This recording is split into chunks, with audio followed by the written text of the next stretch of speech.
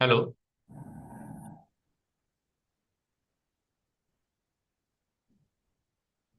Hello. Pawar sir. Yes, sir. Hello. Yes, okay, thank you sir. अभी participant roll number देख ली, biodata.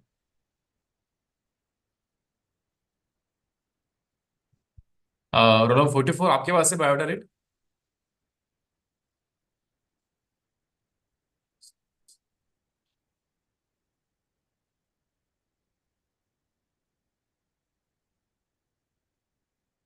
I think so D'Souza ma'am 45 शायद। एक minute, वो देख रहा हूँ, चेक कर रहा हूँ। Mine is tomorrow. Roll number 44। Roll number 44।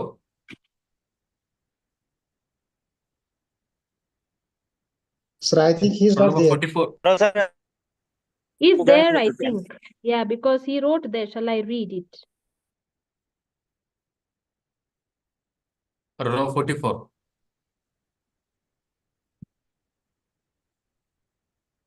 Roll number 44, आपका माइक अनम्यूट कीजिए सर। आपका आवाज नहीं आ गौरव रहा है sir, sir. Hello. Yes. Gaurav sir, Girish sir join हो चुके हैं। Yes yes yes, okay sir. Roll number 44।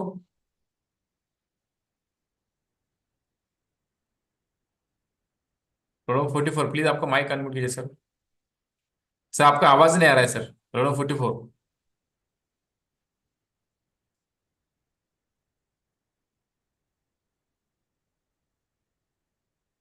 Hello, sir. Roll number 56 present. Roll number 44।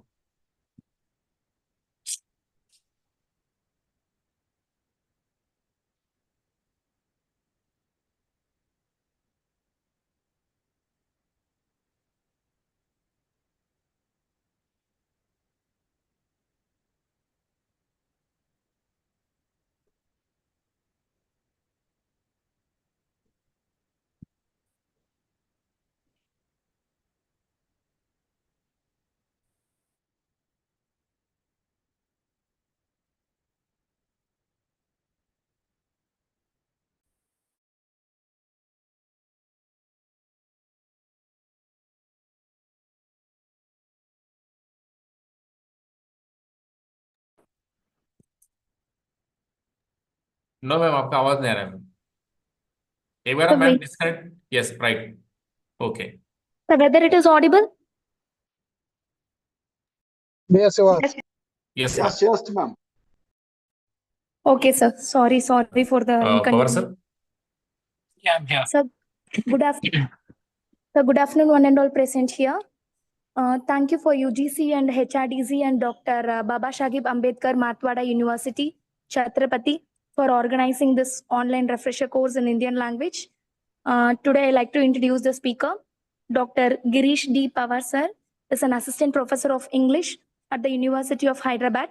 He received his BA from North Maharashtra University and MA from University of Pune. He earned his MPhil and PhD from the England and English Foreign Language University in Hyderabad. He has worked at the college level for over a year in Maharashtra. Dr. Pawar sir has been teaching at the School of Humanities in the University of Hyderabad for over 9 years. He has offered courses on English canon, English literary studies, literary theory and popular culture, new literature, and film studies. Dr. Pawar has supervised 6 students so far. His areas of interest are popular culture, new literature in English, film studies, theatre and modern literature, Indian writing in English, and transmedia studies. He has presented and participated in conferences abroad, and he had published several papers in CARE and Scopus indexed journals on language studies, Marathi theatre, American Broadway, digital literacy, Vijay Tendulkar, performative art forms, mythophosis, and popular culture. Currently, he is involved in a translation project of well-known Marathi poet Namdev Kohli. He is actively involved in revision of English literature syllabus in compliance with NEP 2020 of Samaka Seraka Central Tribal University in Telangana. Dr. Pawar is a member of International Academic Forum, USA, Japan, and France.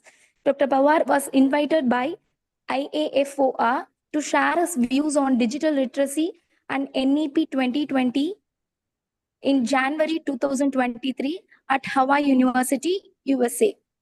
The IAFOR also invited him in June 2023 at Paris and France to deliver an invited lecture on resilience and folk dance, Lavani and Tamsha culture in India.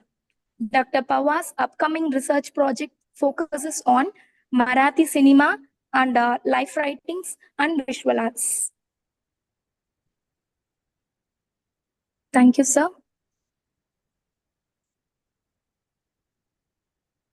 Thank you. Thank you for the introduction.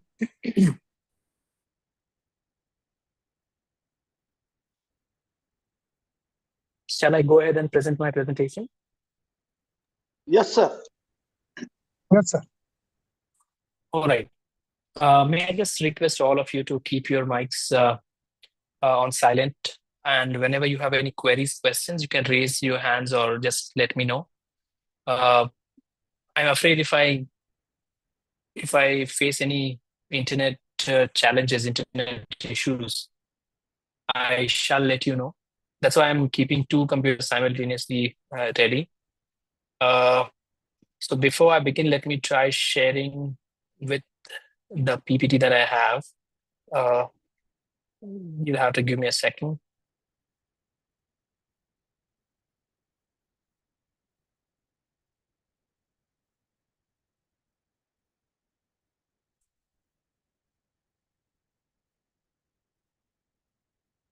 You'll have to let me know if the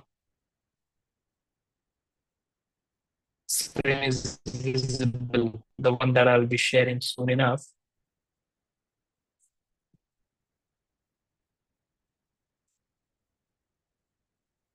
I think it is. Can you see the screen? Can somebody please confirm? Yes, sir. Yes, sir. Yes, sir. All right. Thank you so much. Not clear, sir. Not clear. Yeah, that is intentional. Don't worry. I'll get to that part. Don't worry. All right. Thank you, everybody, for being here. Once again, thank you for the introduction. There were a couple of hiccups in that introduction. I have not done my PhD and MPhil from England and Foreign Languages University. It is English and Foreign Languages University. And also, it's Mythopoesis and a couple of other things. But anyway, these things happen. Afternoon, perhaps the last session, everybody just wants to curl back to their places. Trust me, I've been there. The feeling is mutual. Anyhow, so as you know, I've been given this Herculean task to keep you awake for another 3 years, not years, hours. And what I intend to do in these 3 hours or so is talk to you about the cinema that I would like to talk about, how the visual language began, and what are the challenges the earlier cinema had faced. And if time permits, I would also like to talk about Indian cinema from 1912 to the modern era that we talk about. And also, please feel free if you find anything, any difficulty at all, kindly let me know. I shall readdress it then and there. All right. Now, very important disclaimer, all the images, everything that is used for this particular presentation are part of online resources, all been cited and acknowledged. None of this is claimed to be the presenters. Wait a minute, I'm sorry, is somebody trying to speak? Can someone please turn off their speaker, their mic?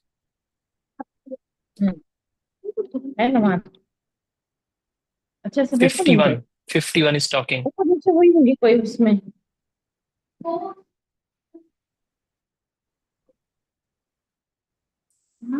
Okay. All right.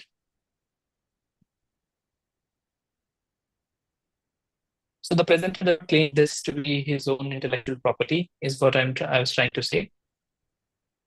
Now let us begin. Please try to understand the first session that we are going to deal with is we're going to talk about the visual language, how it emerges.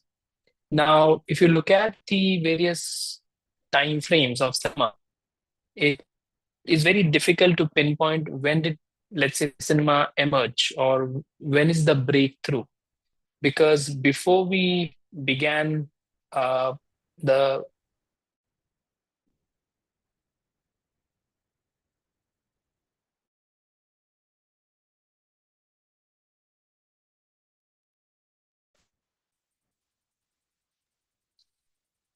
Inaudible.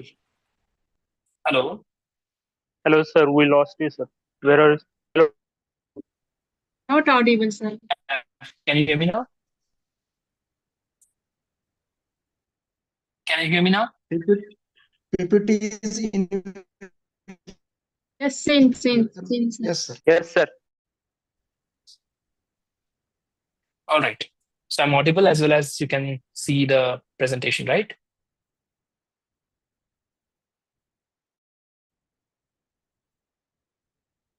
All right.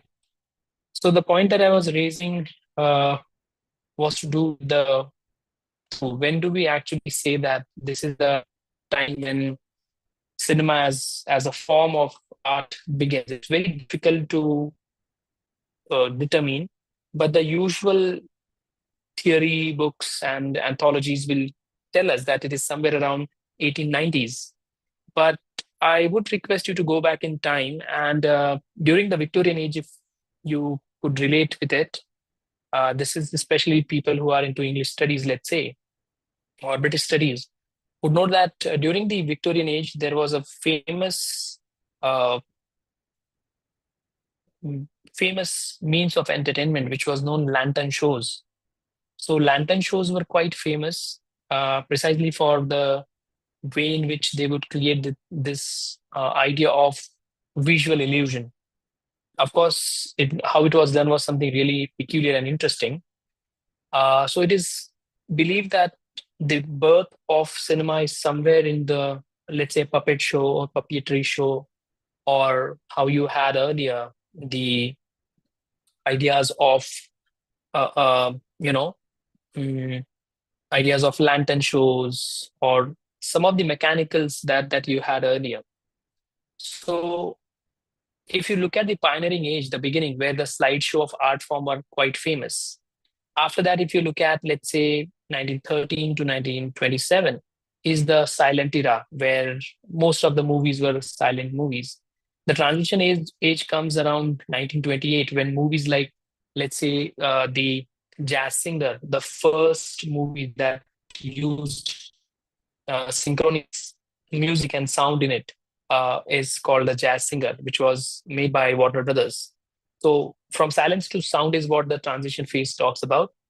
If you look at the third stage, which is from 1932 to 46, is the World War phase, where Hollywood studio system emerges, where you had studios like Paramount, you have studios like Warner Brothers, and in a way, cinema becomes stable and becomes more commercial.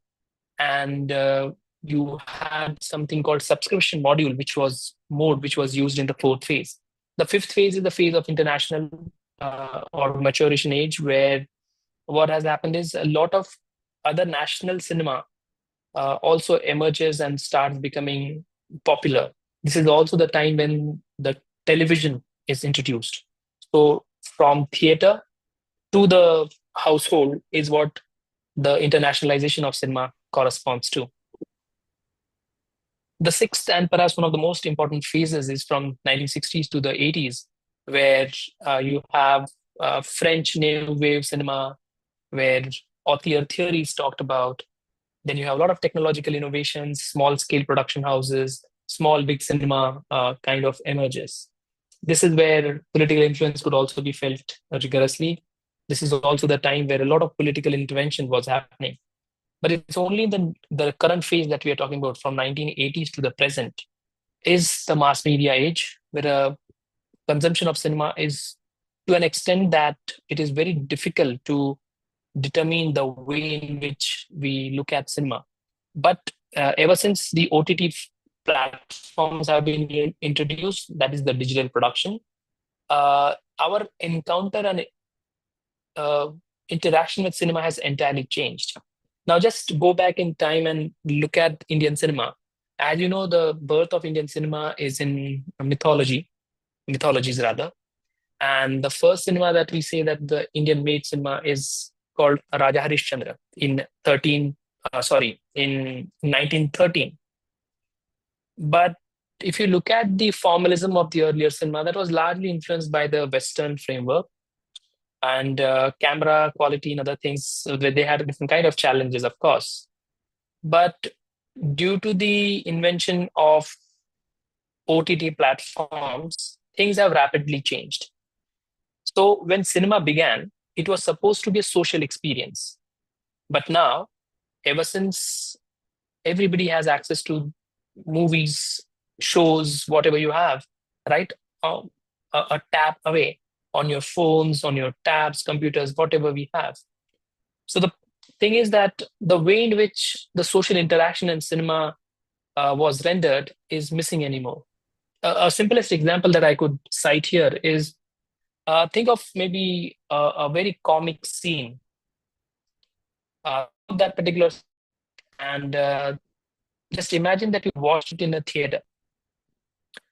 I assure you, when you laughed on that particular scene or about that particular scene, your laughter carried a little bit more meaning. So, and when you saw that particular scene, let's say on your phone, the kind of laughter that you had or a smile that you had would vary immensely. What I mean by that is you would laugh a little bit louder, a little bit more into the moment when you are surrounded by same minds, same people, same folks. And that is exactly what the power of cinema had always been, that it's a social gathering, it's a social experience. Whereas the OTT platforms and the individual and private visual interaction is very different. So that's how cinema has drastically changed over a period of maybe last 10, 15 years. Ever since you had Netflix, you have Netflix, you have Amazon Prime and whatnot. So these are the standard 7 ages of cinema that one looks at. But let us go back and look at the people who have actually made everything possible. Just a sec. Yeah. All right. I hope everybody is able to see, listen, and can somebody please confirm? Yes, sir. Yes. Lovely. Okay. Now, this is the Joseph Nassib picture, which is taken in 1826. And I know that you cannot make out what is happening, but this is supposed to be the first picture ever taken by a camera. This was the time when a lot of new inventions were happening. And roll number 61 has raised the hand. Any questions, queries? Yes, sir. Yeah, tell me. Sir अगर आप bilingual बात करोगे तो बहुत अच्छा होगा. आप हिंदी, मराठी या अंग्रेजी. अच्छा, bilingual. Okay. अच्छा, that I don't know. मैं ट्राई करता हूँ, ठीक है? सारे लोग हिंदी तो फॉलो कर सकते हैं, right? Yes, Mostly. Okay, perfect. So I'll try to switch in and off through English, all right? ठीक है.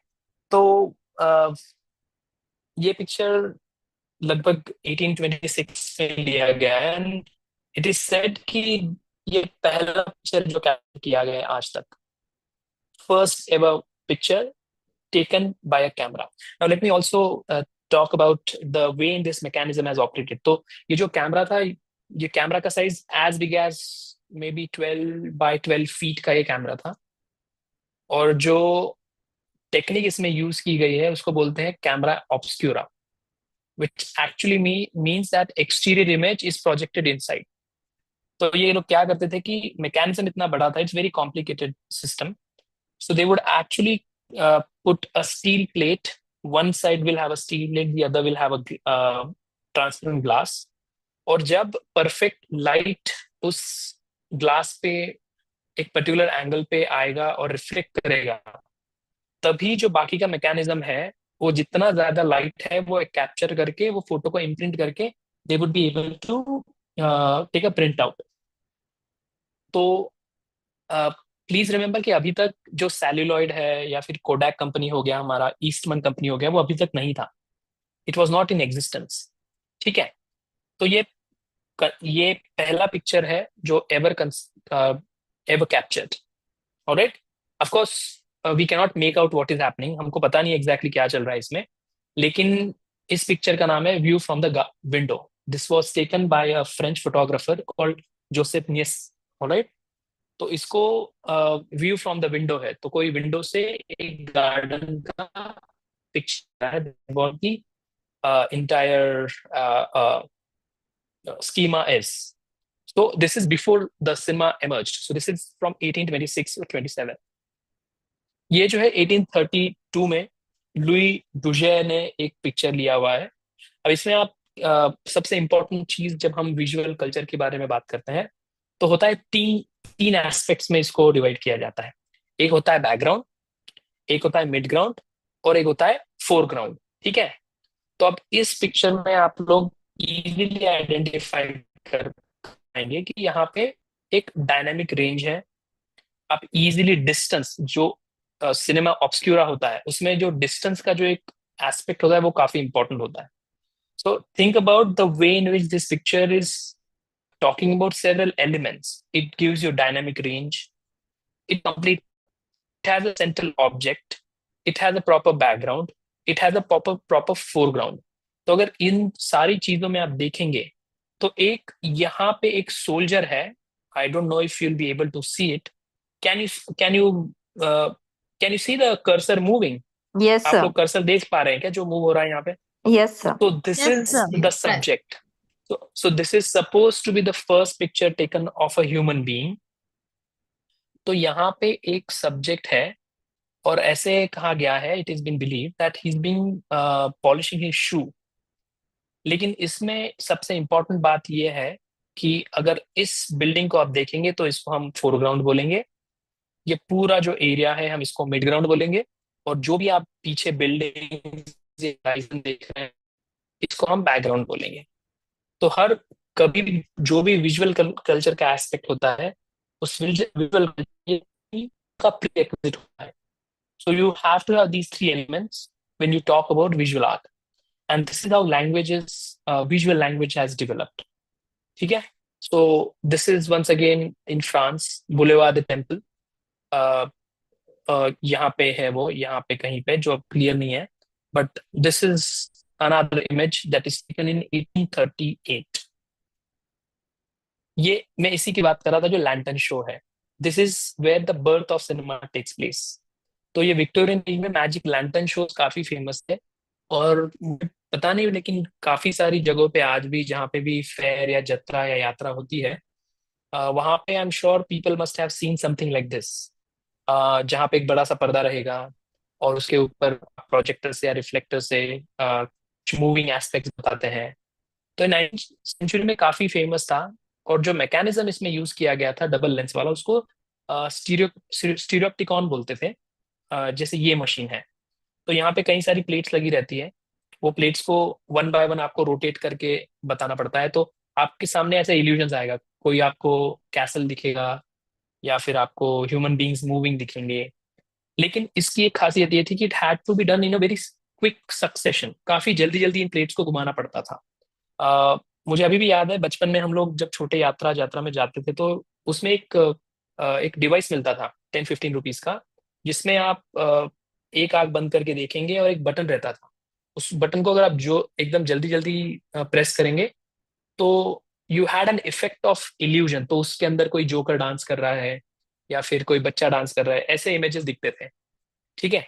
So this is from the 19th century, जिसमें कई सारे इनोवेशंस के बाद में तो ये जो था ये ऑलमोस्ट एज इफ हम थिएटर में बैठे हुए हैं अभी, थिंक अबाउट दैट। और एक्टर्स एक्ट ना करते हुए what you have is a projector पे आपको ऐसे मूवीज बताया जाए, not movies but slide shows, ठीक है। This was a part of slide show, this was called magic lantern. तो बीच में यहाँ पे नीचे अगर आप देखेंगे तो यहाँ ऑर्केस्ट्रा रहता था, ऑर्केस्ट्रा विल प्ले लाउड अभी म्यूजिक मुझे व्हेनेवर नमस्ते बोलिए ना। नीडेड। यहाँ से कहीं कभी कभी पीछे से आपको somebody will release fog or smoke, you know, to create illusion of terror and all that. So ये काफी फेमस हुआ, और ऐसे कहा जाता है कि this is somewhere the responsible element to give birth to cinema। ठीक है, तो ये ऐसे कई सारे मैकेनिज्म्स हैं। फॉर इंस्टेंस ये मैकेनिज्म है वो जो हम बात कर रहे थे मैजिक लैंटर्न का। अब ये देखिए उल्टा हो गया है, लेकिन इसमें क्या था कि इसमें दो दो आउटलेट्स थे इन अ सेंस, दो प्रोजेक्टर्स थे जिसमें अलग अलग पार्ट्स यहाँ डाले जाते थे, प्लेट्स। और ये प्लेट जब भी आप मूव करेंगे यहाँ से तो आपको ऐसे इल्यूजन आएगा कि एकदम क्विक सक्सेशन में कुछ एक्शन हो रही है, ऐसे लगेगा कि पर्दे पे कुछ हिल रहा है। Alright, but this still is not yet the beginning. ये अनदर जॉर्ज होमर का काफी फेमस जोथ्रोप करके एक मैकेनिज्म था। तो जो ये जोथ्रोप है, इसी की मैं बात कर रहा था कि this is the one that you go in fair, you purchase, when you move it, this is where you hold it. और जब आप इसको जोर जोर से हिलाएंगे तो जो अंदर की जो इमेजेस है ये आपको ऐसे लगेगी कि ये नाच रही है। देखिए उनके हाथ में बॉल है and then they are doing, I am sure you are aware of what I am trying to say. So Zotrop was another very, very famous device that created this illusion of movement. और ये सबसे important, perhaps the beginning of cinema is from this particular mechanism called zoopropraxis scope. ये जो disc है, ये ऐसे कहा गया है कि this is the first ever moving image ever captured. ये जो डिस्क है ये यहाँ जाएगी, और फिर ये जो कनेक्टर है यहाँ कनेक्ट होके एक सर्टेन अमाउंट का लाइट यहाँ से इम्पार्ट किया जाएगा, यहाँ से और यहाँ से, और फिर ये प्रोजेक्ट करके सामने आपको मूवमेंट देगा। And this is how it was shown. इसके पीछे काफी एक इंटरेस्टिंग स्टोरी है। एडवर्ड माइब्रिज जो है, he is the father of cinema moving objects. तो माइब्रिज और वहाँ के जो एक गवर्नर थे, उनके अंदर एक बेट लगती है। तो बेट इस चीज को लेके थी कि जब हॉर्स गैलप करता है, जब भागता है, तो उसके चारों पैर जो रहते हैं हवा में रहते हैं या नहीं रहते हैं। This was the competition. So Edward Muybridge said that I can prove it with an instance, an example, and if I do that you will have to give me certain amount of money. And that is how it was done. And this bet, ये जो शर्त थी, यही पे cinema का birth हुआ है। And what you get to see on your screen is the first ever moving image captured in real life. This is called the first moving picture. ये जो हम मैकेनिज्म देख रहे हैं, दिस इज एन अमेलगमेशन, ये mixture है कई सारे इमेजेस का। ट्रिप फोटोग्राफी का जो टेक्निक यहाँ यूज की गई है उसको ट्रिप फोटोग्राफी कहते हैं। And this is what it was called. This is from 1878 called the gallop.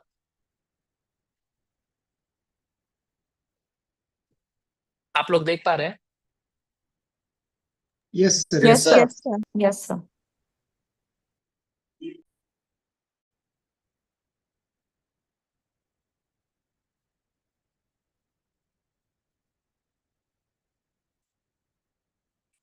तो एक बार फिर से मैं आपको बताऊंगा इसमें ट्रिप फोटोग्राफी का क्या यूज हुआ है, मैं आपको बताता हूँ। तो एडवर्ड माइब्रिज ने क्या किया कि नीचे 12 कैमरास लगाए, ठीक है, आप देख लीजिए यहाँ पे 1 2 3 4, और जहां भी हॉर्स का पैर टच होगा वहां पे एक ट्रिप वायर उन्होंने अरेंज किया, और जैसे ही वो टच करेगा तो शटर क्लोज होके एक पिक्चर लिया जाएगा। तो उन्होंने क्या किया कि 12 पिक्चर्स को टुगेदर एक साथ मिक्स किया, और मूवमेंट के हिसाब से सबको I don't know how to put it. I'll try to put it in English. So what he did is he tried to assemble all the 12 photos together and observe the variations that each photo had, And then what he did, he put them together and created one single frame and then started moving it quickly. And whenever he moved it, this is the illusion that was created. आप नीचे देख सकते हैं जो ट्रायर कर रहा है, देखिए ये यहाँ पे आपको वायर्स दिखेगी नीचे. That's why it's called trip photography. फिर उन्होंने 12 से बढ़ा के 14, 18, 24 तक किया. And later this is the illusion that was created.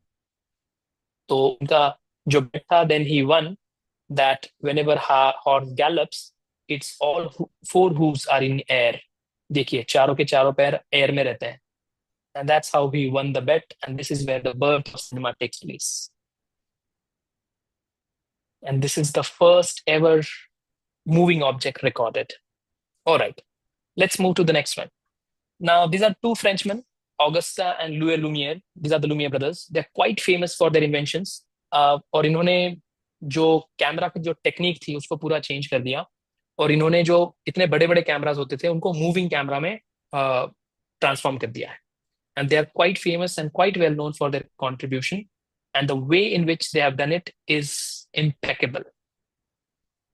ये उनके earlier shots है. This is from 1888. It's called Ronde Garden Scene. Garden में लोग बस टहल रहे हैं. तो इसमें आप कुछ टेक्निकल बातें हम करेंगे, पहले आप इसको देख लीजिए.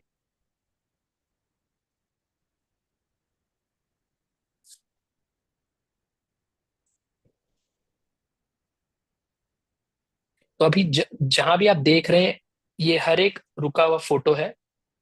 और इन फोटो को जब आप कंबाइन करके क्विक सक्सेशन में घुमाएंगे, what you will have is the illusion of motion.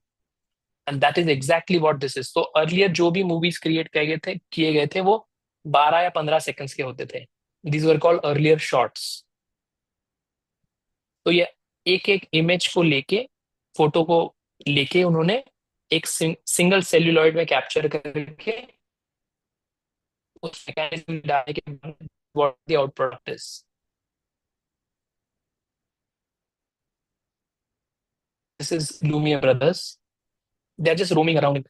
Now I understand there are a couple of problems in this particular one. You cannot make out the faces. You cannot make out the background because the earlier challenges were so huge that it was almost impossible to की depth of क्या है, object क्या है.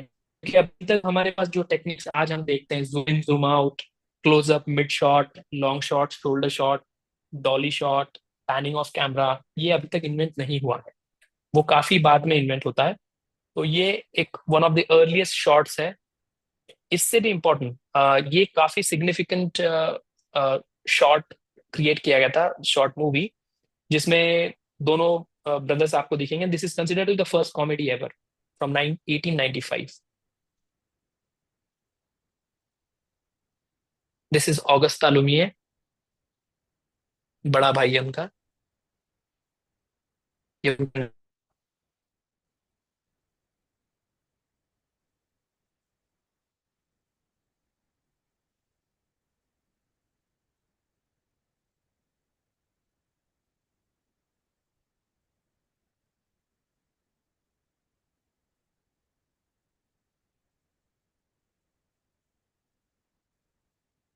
Is considered to be the first comedy ever.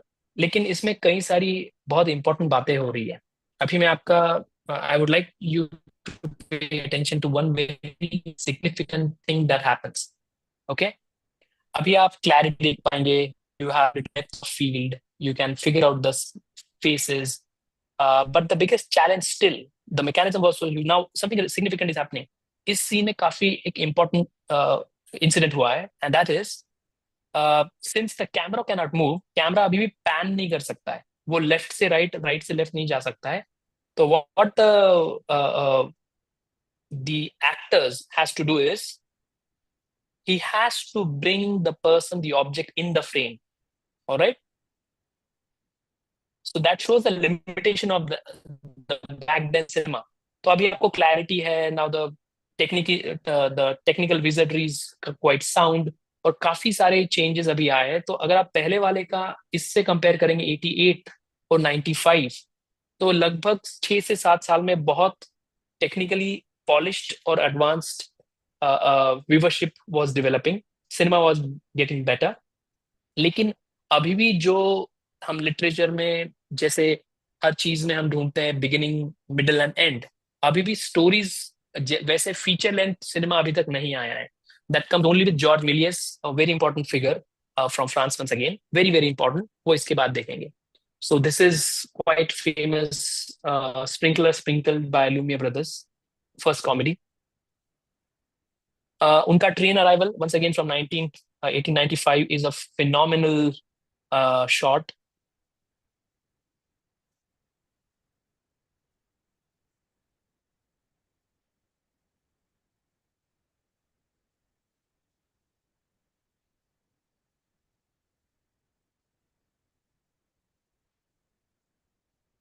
एक इस story के भी, इस इंसिडेंट के बारे में भी बहुत एक इंटरेस्टिंग स्टोरी अभी देखिए जाएगा अभी. Capture certain events. People are not aware what happening. See, this person will be moved away now. See, इनके कई सारे ऐसे शॉट्स है काफी फेमस. फैक्ट्री वर्कर्स को लेके भी काफी फेमस हुआ था. तो ये जो अभी तक के 3 नाम हमने देखे, फॉर इंस्टेंस पहला हमने देखा एडवर्ड माइब्रिज, दूसरे हमने देखे Lumière brothers, but the third and perhaps the most important one, who's the father of special effects, is called George Méliès. अगर आप लोगों ने ह्यूगो मूवी देखा होगा तो ह्यूगो मूवी इन्हीं के लाइफ पे बनाया हुआ है, which is a wonderful movie. Actually, George Méliès has a very interesting story of his life, और काफी ट्रैजिक भी रही है उनकी लाइफ. उनके साथ एक बार ऐसा होता है कि फर्स्ट वर्ल्ड वॉर में जो उन्होंने बहुत सारा सिनेमा बनाया, बहुत बहुत मूवीज बनाई है उन्होंने. तो उनके साथ ऐसे होता है कि जब फर्स्ट वॉर चल रहा था और फ्रांस के पास अपने सोल्जर्स के लिए शूज नहीं थे, they could not afford shoes. तो इट वाज जॉर्ज मिलियस जिन्होंने अपना जितना भी फिल्म स्टॉक था जो सेल्यूलॉइड में बना रहता है, लगभग 10,000 के ऊपर उन्होंने रील्स फ्रेंच गवर्नमेंट को दे दिए थे, और उन्होंने बोला था कि you can make shoes out of this. And that's how the troops from first world war had used this kind of celluloid based shoes from his offering. So he's considered to be the father of special effects. He was a great painter. वो बड़े painter थे. वो काफी famous actor भी थे, and he's quite famous for his work, remarkable work actually. उनका एक कई सारे हैं, बट उनका लैंडिंग ओवर द मून करके एक जो शॉट है 12 मिनट्स का, which has a feature length which is based on a novel of France. France का एक नॉवेला पे वो आधारित है. और जो सिंड्रेला, हम जिन बहुत ऑलमोस्ट सभी को पता है हु सिंड्रेला इज, उन्होंने सिंड्रेला के लाइफ पे 1899 में ये मूवी बनाया था. He is the first person to use the technique called tinting.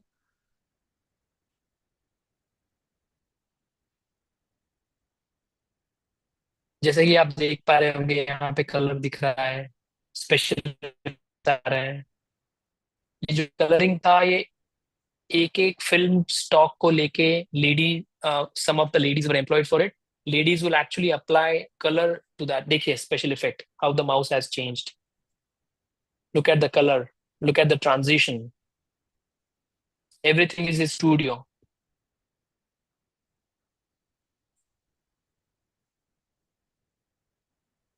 This is the same technique that is used in Elizabethan age, for instance, the trapdoor and other aspects in Shakespearean tragedies. Look at the transitions that are happening so quickly. Imagine this kind of cinema having effect on people. So I know everybody's aware of Cinderella and the story of Cinderella, how from rags to riches this story translates to. ये काफी बड़ा movie है. He is the one who gave birth to feature length film, जिसमें proper beginning, middle और end होता था. This is the, see the trapdoor, see the transition. This is the ball dance, quite famous from Cinderella. और बाकी की story तो आपको पता है. What is important is the technique that he is used. Camera still cannot move, लेकिन जो techniques उन्होंने यूज की है, जैसे स्टूडियो को उन्होंने बढ़ावा दिया, उन्होंने कई सारी देखिए transitions, new effects, special effects introduce किए. So he's the person who gave birth to special effects. He's also the person who ever created first sci-fi, which we'll see in the next one. Trip to the Moon by George Méliès is considered to be the most important movie ever made, one of the most important ones from 1902. मैं इसी की बात कर रहा था जो एक novella पे आधारित है, फ्रेंच नॉवेला पे.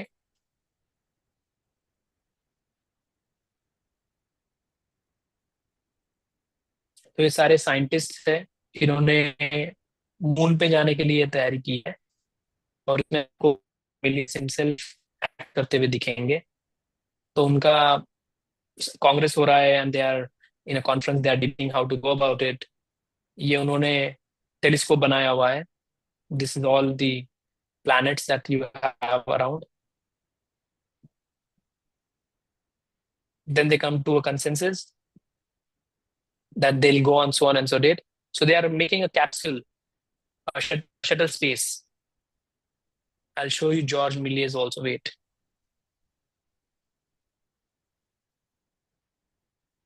देखिए उन्होंने कैसे depth of field, idea of illusion, देखिए ट्रांजिशन कैसे बता रहे हैं वो लोग. और अभी look at the way how industrialization is shown. Look at the way how you have the illusion that you are standing on a terrace.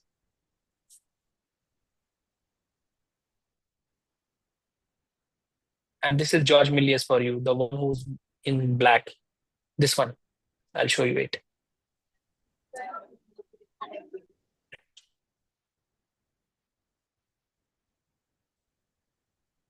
ये जो है यहाँ पे, ये जॉर्ज मिलियस है. This one is George Milius himself. और अभी यहाँ पे इसमें साइंटिस्ट बैठ के मून पे जाएंगे. So they have a very warm welcome, warm send off. This is George Méliès. देखिए मून का transition. This is frame by frame change. This is brilliant. Just imagine the effect that this would have on the 20th century generation. Look at the way how the capsule is landed on the moon, the eye of the moon rather. Scientists are on the moon now. They are feeling cold. Now they will be dreaming. Look at the way how Venus and other stars will appear behind. Saturn, Venus. It's very cold up on the moon. And then they are in search of alien. And here they'll encounter an alien now. These are aliens. This is considered to be first sci-fi horror. All of them will be captured, taken to the king of the aliens. They will defeat them and then run away from there, capturing one alien. They landed back on the earth. Look at it.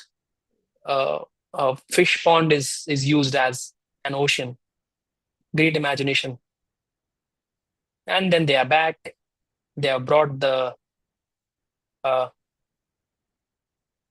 alien also. Now this is the alien that they have brought.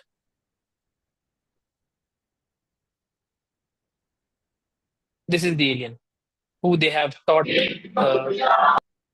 mannerisms of human and all that. He also becomes human. ये वही का picture है, George Milius का studio जो था, ये वो है.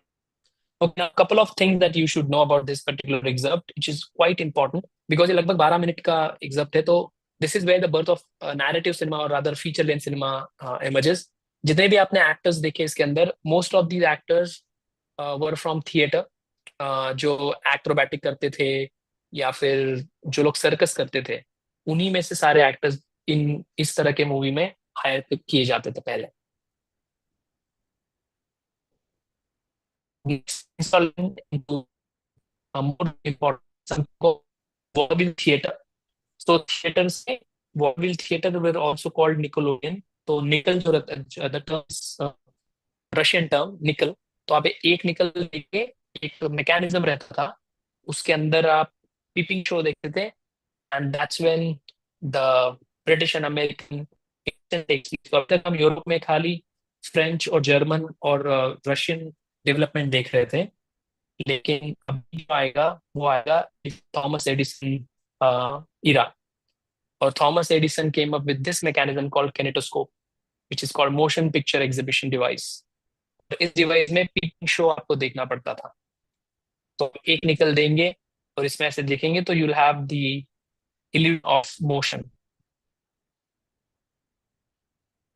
यहाँ पे साउंड भी रहता था ऑर्केस्ट्रा से कैप्चर किया हुआ, and this is what the kinetoscope parlour would look like from 1895। तो there was time where nearly every other street would have a parlor like this। और ये देखिए यहाँ पे आपको थॉमस एडिसन का he had copyrighted it, उन्होंने copyright कर लिया था in 1984 किनेटोस्कोप मैकेनिज्म। और जो पहला उन्होंने कैप्चर किया था it's called Fred Ott sneeze, काफी फेमस हुआ था ये। तो उन्होंने पहला एक जो लाइव कैप्चर किया था वो था ये, I will show it to you if can you see this. Yes, sir. Picture is blackout, sir. Can you see this? The Only sneeze link part. is visible. Only link is visible, sir. It is Blank. blackout totally. Okay.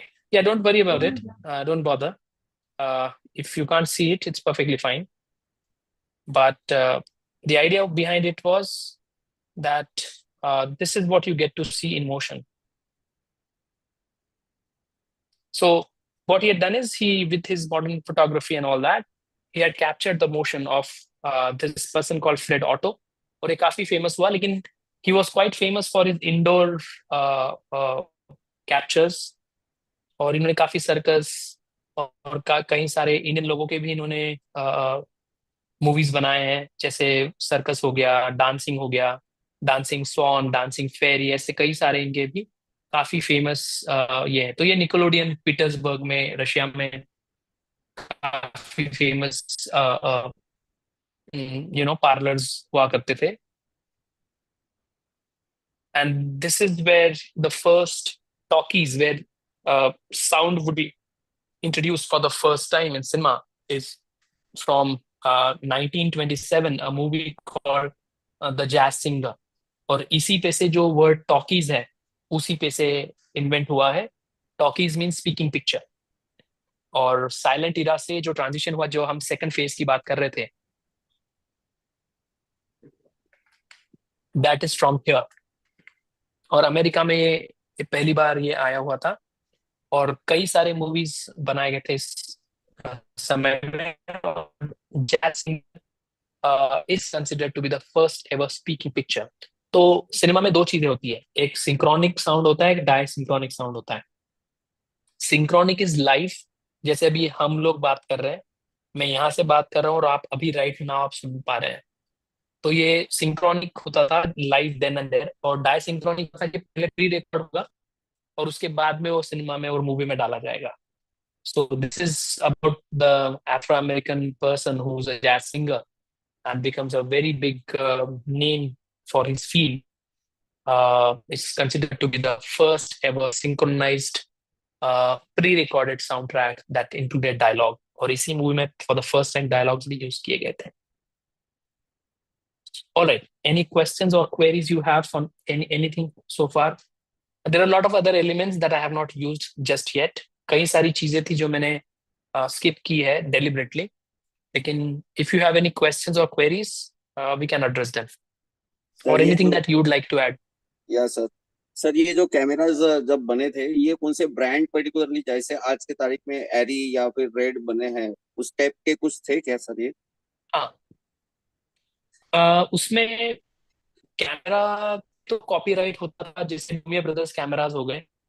अगर आपको मैं एक side information दे सकूं तो अ, जो सत्यजीत रे थे हमारे, यस सर। ऐसे कहा जाता है सत्यजीत रे ने जो camera people like George Milius हो गया, उनके क्या बोलते हैं, उनके कलेक्शन से लिए हुए थे। उससे भी बेटर एग्जांपल है दादा फाड़के ने जब उनका पहला मूवी बनाया था, तो दादा फाड़के ने कैमरा लेने के लिए वो फ्रांस गए थे, और फ्रांस से लुमियर ब्रदर्स का उन्होंने सेकंड हैंड कैमरा खरीदा था, और तब वो उन्होंने खरीदा 10,000 रुपए में। ओ, तो कैमरा का ब्रांड एज सच नहीं होता था, पर technology was very exclusive and copyrighted.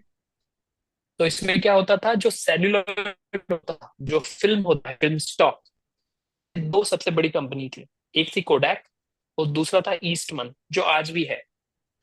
तो ईस्टमन और कोडैक ये अपने सेलुलॉइड्स प्रोवाइड करते थे, और उसी के ऊपर इनका जो भी मैकेनिज्म होता था। बट लार्जली ये फोटोग्राफर्स इनको डेवलप करते थे, और फिर इनको कॉपीराइट किया जाता था by state, by individuals, by film makers, by studios. तो जैसे आपका हो गया पैरामाउंट स्टूडियो हो गया, जैसे आप आज हमारा रेड चिलीज हो गया, जैसे शाहरुख खान का है। तो वो लोग उनके कैमरा का रादर देन ब्रांड, उनका टेक्निक पे ज्यादा एम्फोसिस रहता था, कि हमारा जो कैमरा है ये थोड़ा एक्स्ट्रा क्लियर रहेगा, हमारा कैमरा को आप मूव कर सकते हो, सो on and so fourth.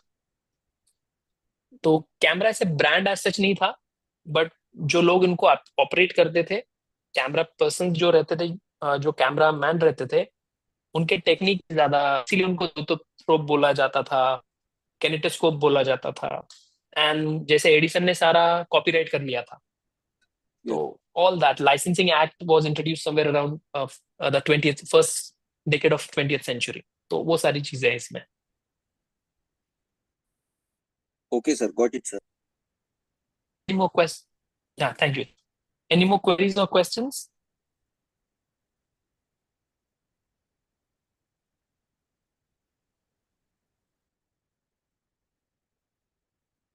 All right. If not, then very briefly, I'll talk about Indian cinema for let's say next 5 to 10 minutes. उसके बाद हम लोग एक ब्रेक लेंगे, और फिर से हम जो सेकंड सेशन है वो थोड़ा एडवांस और थोड़ा डिफरेंट है कम्प्लीटली। उसमें आई होप कि everybody will be able to participate, because अभी तक जो हमने देखा है कार्य बहुत टेक्नोलॉजिकली और टेक्निक ओरिएंटेड था, बट जो नेक्स्ट सेशन रहेगा फ्रॉम लुकिंग टू सीइंग, उसमें most of us are kind of part of it. Anyhow, तो अभी क्या होता है कि जैसे ही sound is introduced, various studios emerge, and that's when the Hollywood studio system emerges. तो जैसे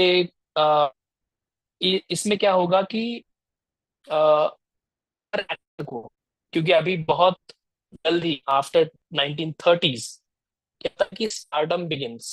तो अब अभी तक Charlie Chaplin has become a very big name, Buster Keaton has become a very big name, और Hollywood has emerged as the most important cinema makers.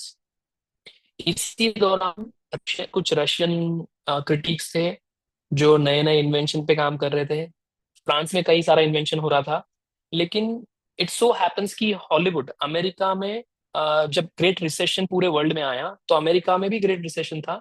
लेकिन America को ये समझ में आ गया कि जो फिल्म स्टॉक है, तो इन्होंने क्या किया कि फिल्म स्टॉक रशिया से मंगा के, इधर उधर से मंगा के उसको अपने पास रख लिया, और कोडाक ईस्टमन कंपनीज के पास उनके राइट्स दे दिए, और इन्हीं स्टॉक्स को बाद में वेयर हाउस से उन्होंने बेचना बहुत हाई प्राइसेस पे शुरू किया। तो actually film industry saves a lot and lot of financial troubles of America, और इसीलिए अमेरिका का मोनोपोली फिल्म स्टूडियो सिस्टम पे शुरू होता है। Now Americanisation of studio cinema is quite big and controversial like. तो क्या होता था कि जैसे एक एक्टर है, उस एक्टर को अगर सिनेमा बनाना है, मूवी बनाना है, तो उसको एक कॉन्ट्रैक्ट बनाना पड़ेगा, और वो कॉन्ट्रैक्ट वो खाली स्टूडियो से बनाएगा।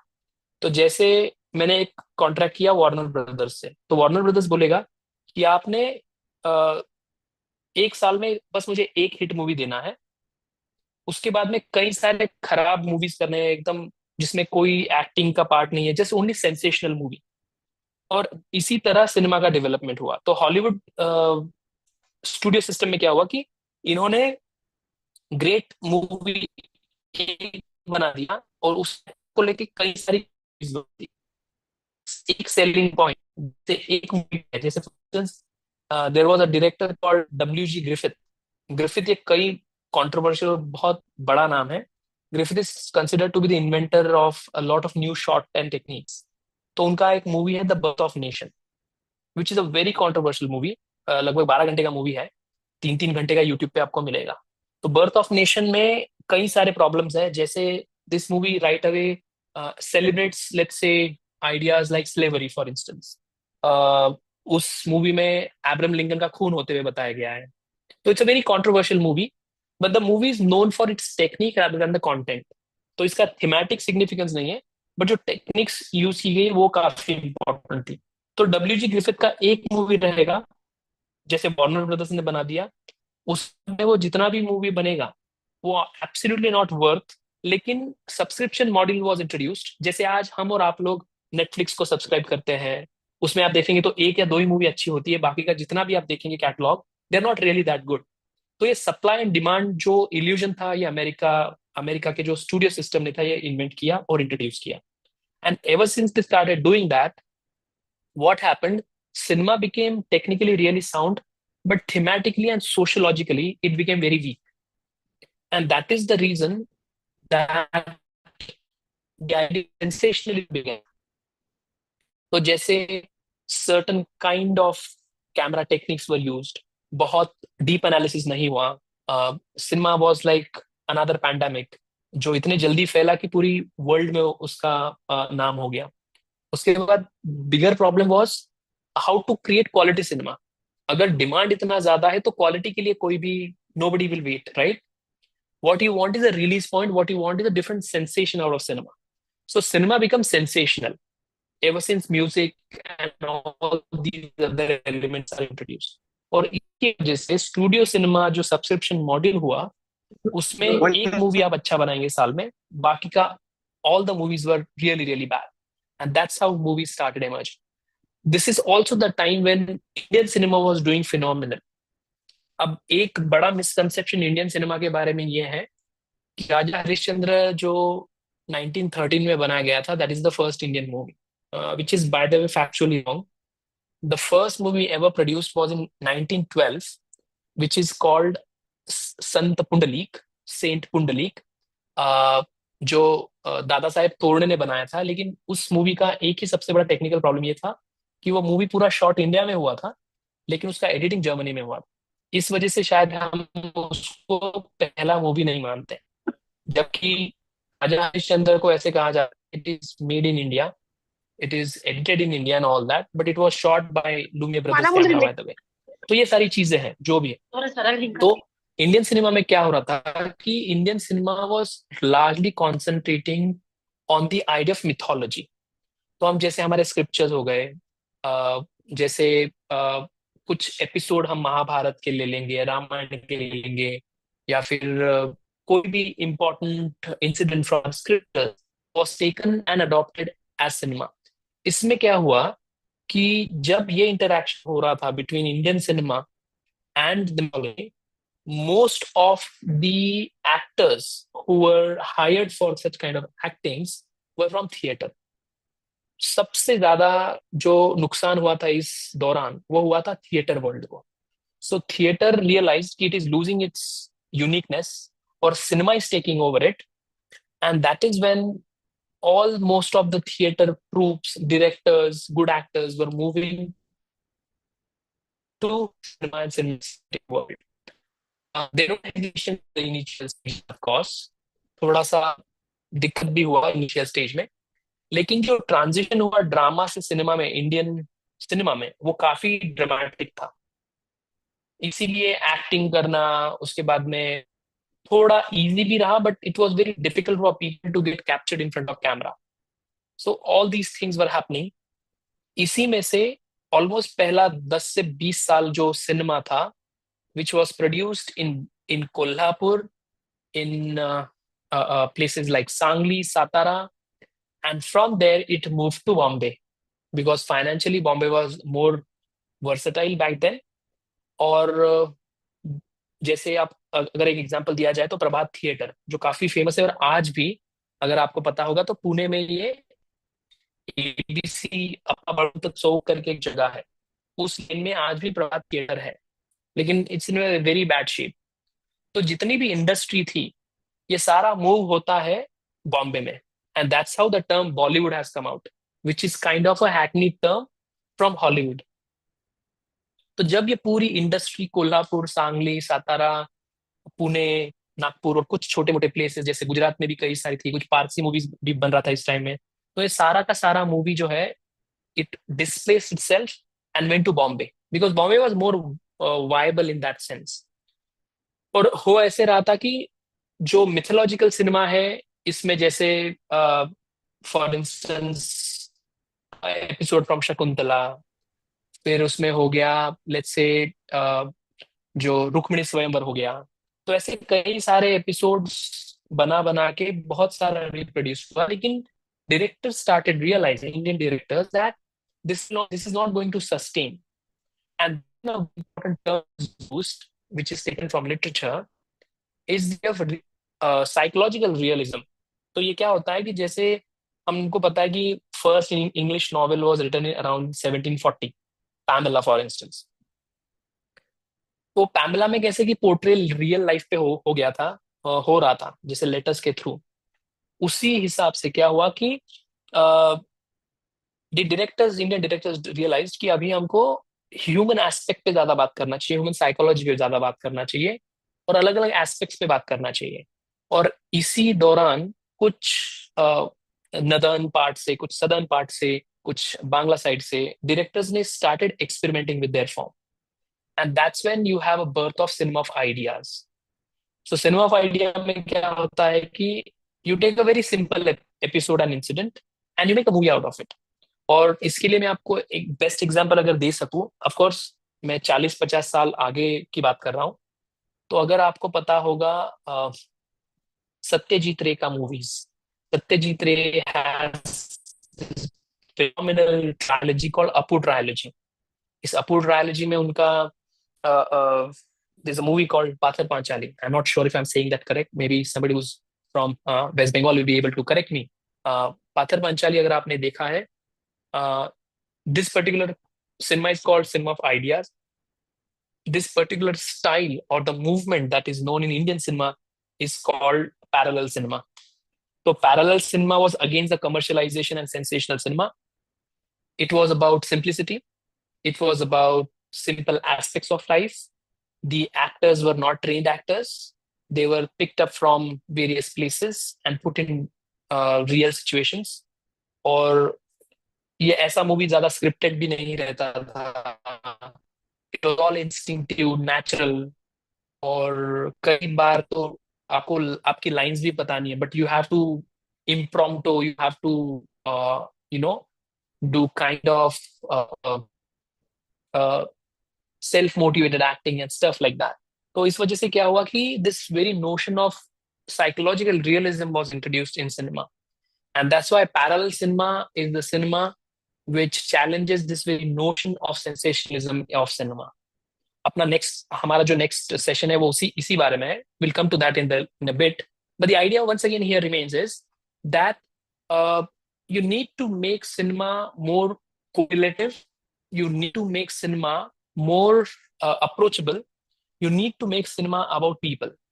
So mythological, spiritual is perfectly fine, but at the same time a different kind of experimentation was happening. और इसीलिए उनका बहुत अच्छा ऐसे है from 1957 if I'm not wrong, Satyajit रे का, which the essay is called What is Wrong with Indian Cinema.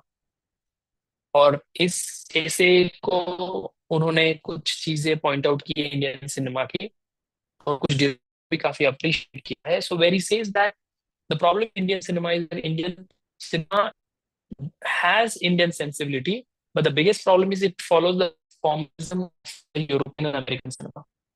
So where he says that American cinema, हम यहाँ पे अमेरिकन सिनेमा जैसा नहीं बना सकते हैं, उनका फ्री मार्केट है, फ्री कल्चर है, वो इंडिया में नहीं चलेगा.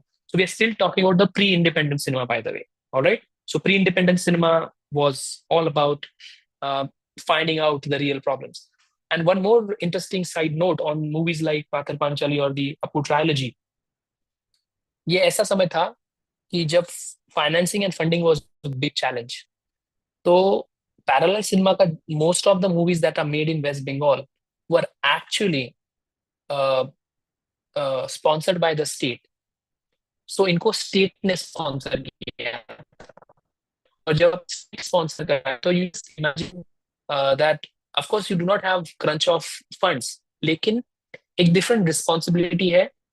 और you also have to make sure that the movie is not a movie of propaganda, but movie is for social good, isn't it? तो इसीलिए जो पहला ट्रायलॉजी में का जो पहला मूवी है पाथर पांचाली, उसमें वो मूवी को शॉट करने में लगभग 2 साल लग गया था. बिकॉज बीच में कुछ फैमिन आ गया, बीच में फ्लड्स आ गया, बहुत सारी दिक्कतें हुई थी. और पूरा मूवी विदाउट आर्टिफिशियल लाइटनिंग का शॉट किया गया है. Not a single scene is where you have the technological wizardry. No, what you have is entirely shot on the real location. तो आप देखिए अपू ट्रायोलॉजी में बहुत ही सुंदर मूवी बनाया गया है. Everything is without any technical, but the idea of realism is very important in this cinema. So जैसे हम लिटरेचर में एमिली जोला हो गया, ऐसे भाई कई सारे राइटर्स हैं, उनको हम एसोसिएट करते हैं रियलिज्म को लेके. तो जो सत्यवाद जिसको बोलते हैं हम, सो रियलिज्म पैरेलल सिनेमा का बैकबोन था. तो इसमें आप जितना रियल बता सकते उतना बता सकते थे. और रियल लाइफ के चैलेंजेस क्या है, रियल लाइफ की फीलिंग्स क्या है. So this made the audience transit from cinema of excitement to cinema of feeling. And that's why this notion of realism connects people across the board. And that's where you have this very important notion and idea of connecting people together, and that is what the power of cinema was during the earlier phase of Indian cinema of ideas, parallel cinema, and so on and so forth. ऐसे कई सारी stories और ideas और important notions है. लेकिन I must recommend that you have a look at a movie like a trilogy and look at his essay called "What is Wrong with Indian Cinema." So this is what I wanted to initially discuss with you guys. अगर आपको कुछ questions है, queries है, if you still want to, if you still have any doubts or anything that you'd like to add into, please feel free.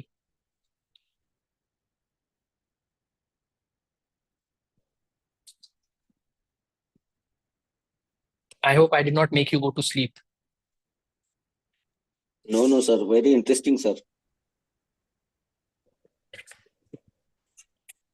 सुन रहे हैं sir आपको? हाँ, बोलिए. गंभीरता से सुन रहे हैं, गंभीरता से सुन रहे हैं, सो नहीं रहे हैं. अगले सेशन में Thank you. प्रश्न उत्तर करेंगे. All right. Yes, Perfect. yes. Okay. I'm just kidding. ठीक है. Yes, yes. तो हम लोग अगर आप चाहे तो एक 2 मिनट का ब्रेक ले सकते हैं. Hello. Yes, somebody was saying something. Yes. कोई कुछ बोल रहे थे? नहीं सर, एक 5-10 मिनट का ब्रेक लेते हैं, बाकी कुछ नहीं. 4:30 के बाद 4:15 पे. ओके, तो हम एक काम करते हैं, अभी हम ब्रेक लेते हैं. देखिए, द थिंग इज, अगर हम जल्दी ब्रेक लेंगे तो जल्दी एंड भी करेंगे. ऑलराइट, तो हम लोग we can break for now, like let's say 5-10 minutes. Alright, because जो आगे के सेशंस है उसमें थोड़ा technical, but at the same time आप लोगों का इन्वॉल्वमेंट ज्यादा जरूरी है. I will be asking a few questions, and it also has to do the way in which genders are represented in modern cinema. And I would be referring to an essay by somebody called Laura Malvi, Pleasure in Looking. She uses a term called scopophilia. So we'll talk about that. So let us break for 5 minutes, 5-10 minutes, whatever. And you just let me know when I have to get back, and we'll resume our session from there. Is that all right? Yes, sir. Yes, sir. Okay. All right. Perfect. Thanks. So I'll just leave the meeting, or shall I remain intact? What do I do? As you wish, sir. So what I'll do is I'll just put myself on mute. Okay. Okay, sir.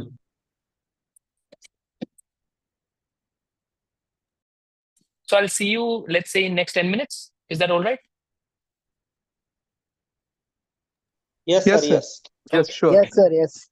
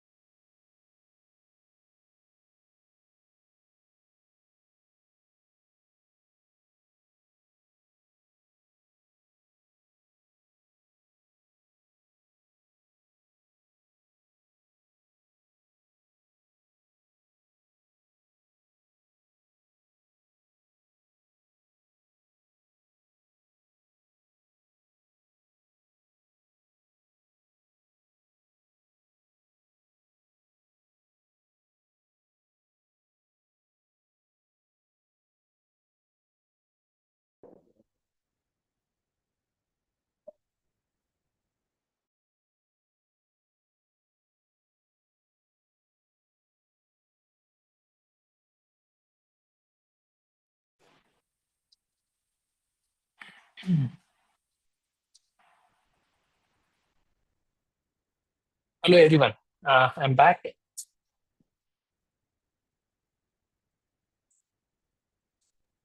Hello, sir. I hope you. Hi. I hope you all are back as well.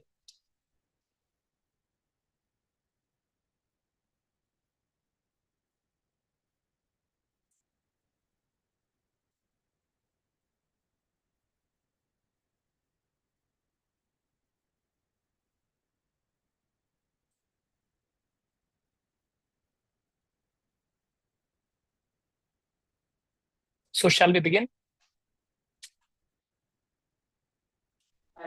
Yes, sir. All right. Let me begin by sharing once again. I think sharing request has been. Yeah, may I request the admin to allow me to share the screen?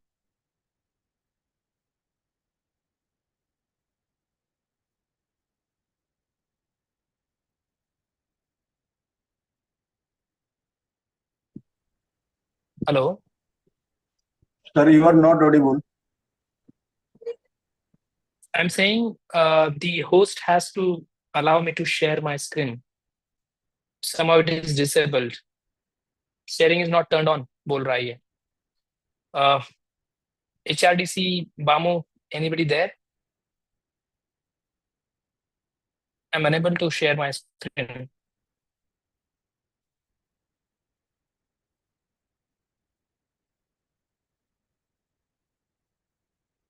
Can someone please inform them that I cannot share my screen?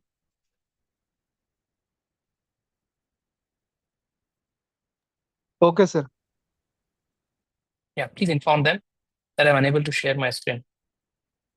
They need to allow me.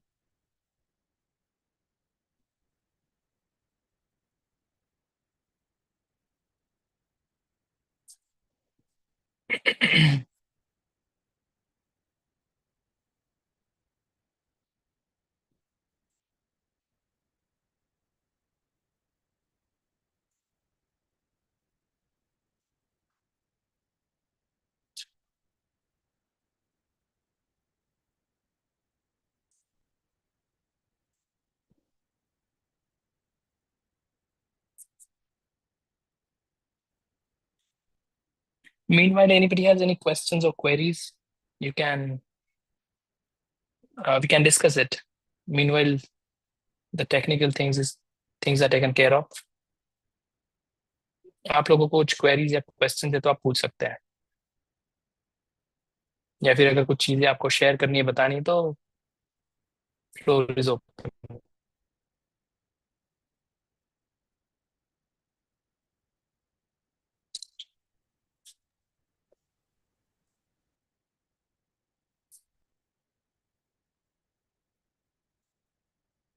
Let me call them as well.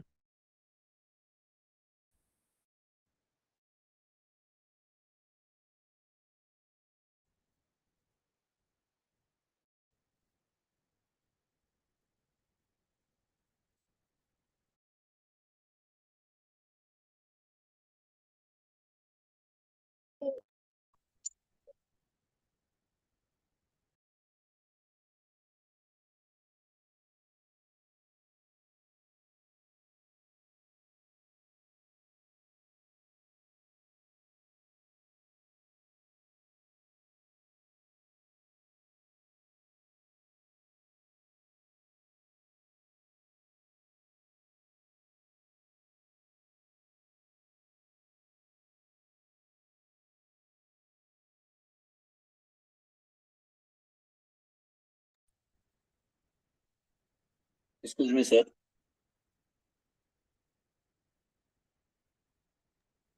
Yeah, tell me. Sir वो बहुत ही प्राचीन इसमें आपने जो बताया कि वो camera था और उसमें सब हाँ. इमेजेस वो लेते थे और बाद में हमने देखा कि रील आए थे, तो एकदम शुरू से रील ही पे ये सब शूट हो रहा था या फिर और कुछ मैकेनिज्म, क्योंकि आज की तारीख में हार्ड नहीं.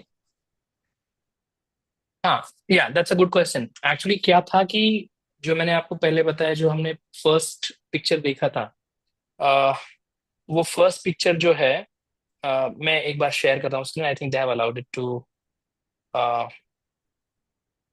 M sharing it now. Okay, I think I am able to share now. ये था कि जैसे पहले क्या होता था कि आइदर एक ट्रांसपेरेंट प्लेट लेना पड़ता था, either it would be glass, one side may be some substance. तो उससे क्या हो, right amount of reflection was needed. तो पहले का जो टेक्निक था वो largely it was depend reflection power it would have. तो जो रिफ्लेक्ट ये कर पाएगा जितना ज्यादा, उतना उसके ऊपर it was easier for them. और तो लार्जली वो प्लेट्स, ग्लास प्लेट्स पे होता था, जैसे लैंटर्न शोज हो गया, ये हो गया। लेकिन फोटोग्राफी में क्या हुआ, ट्रिप फोटोग्राफी में क्या हुआ कि अभी भी आपकी इमेजेस जो है वो अभी भी प्लेट से डेवलप की गई है। फॉर इंस्टेंस, पहले के जमाने में जैसे आपने बोला सेल्यूलॉइड को हम डेवलप करते थे, राइट? हम उसको फोटो स्टूडियो में ले जाके वहां पे डेवलप करते थे पूरा अंधेरे में, और तब वो डेवलप होगा। पहले उसका नेगेटिव आता था, फिर उसको कलर किया जाता था, राइट? राइट। लेकिन अभी जो डिजिटल फॉर्म है, जैसे जेपीजी फॉर्मेट हो गया है, जो भी अलग अलग फॉर्मेट्स हैं हमारे पास, MP4, MP3, ये directly live then and there वाले हैं। तो अभी जो पोस्ट प्रोडक्शन प्रोसेस जो होता था पहले, जैसे सेल्यूलॉइड से लेके बड़े पर्दे पे, अभी वो पूरा का पूरा हट गया है। अभी तो डायरेक्टली सैटेलाइट के थ्रू, डेटा बेसिस के through cinema is being discussed, isn't it, और अदर शोन। तो plates, then various mechanisms, moving objects, उसके अंदर अलग अलग मैकेनिज्म्स गया। उसके बाद में इट्स ओनली अराउंड निकोलोडियंस जो हमने देखा, या फिर जो भी पार्लर्स देखे हमने, कैनेटिस्कोप पार्लर्स में फिल्म्स और सेलुलाइड्स का इंट्रोडक्शन पहले हुआ। जॉर्ज मिलियस से ही एक्चुअली शुरू हुआ है, समवेयर अराउंड 1894-95 से। क्योंकि सेल्यूलर क्या होता है कि could capture and then you can carry it on।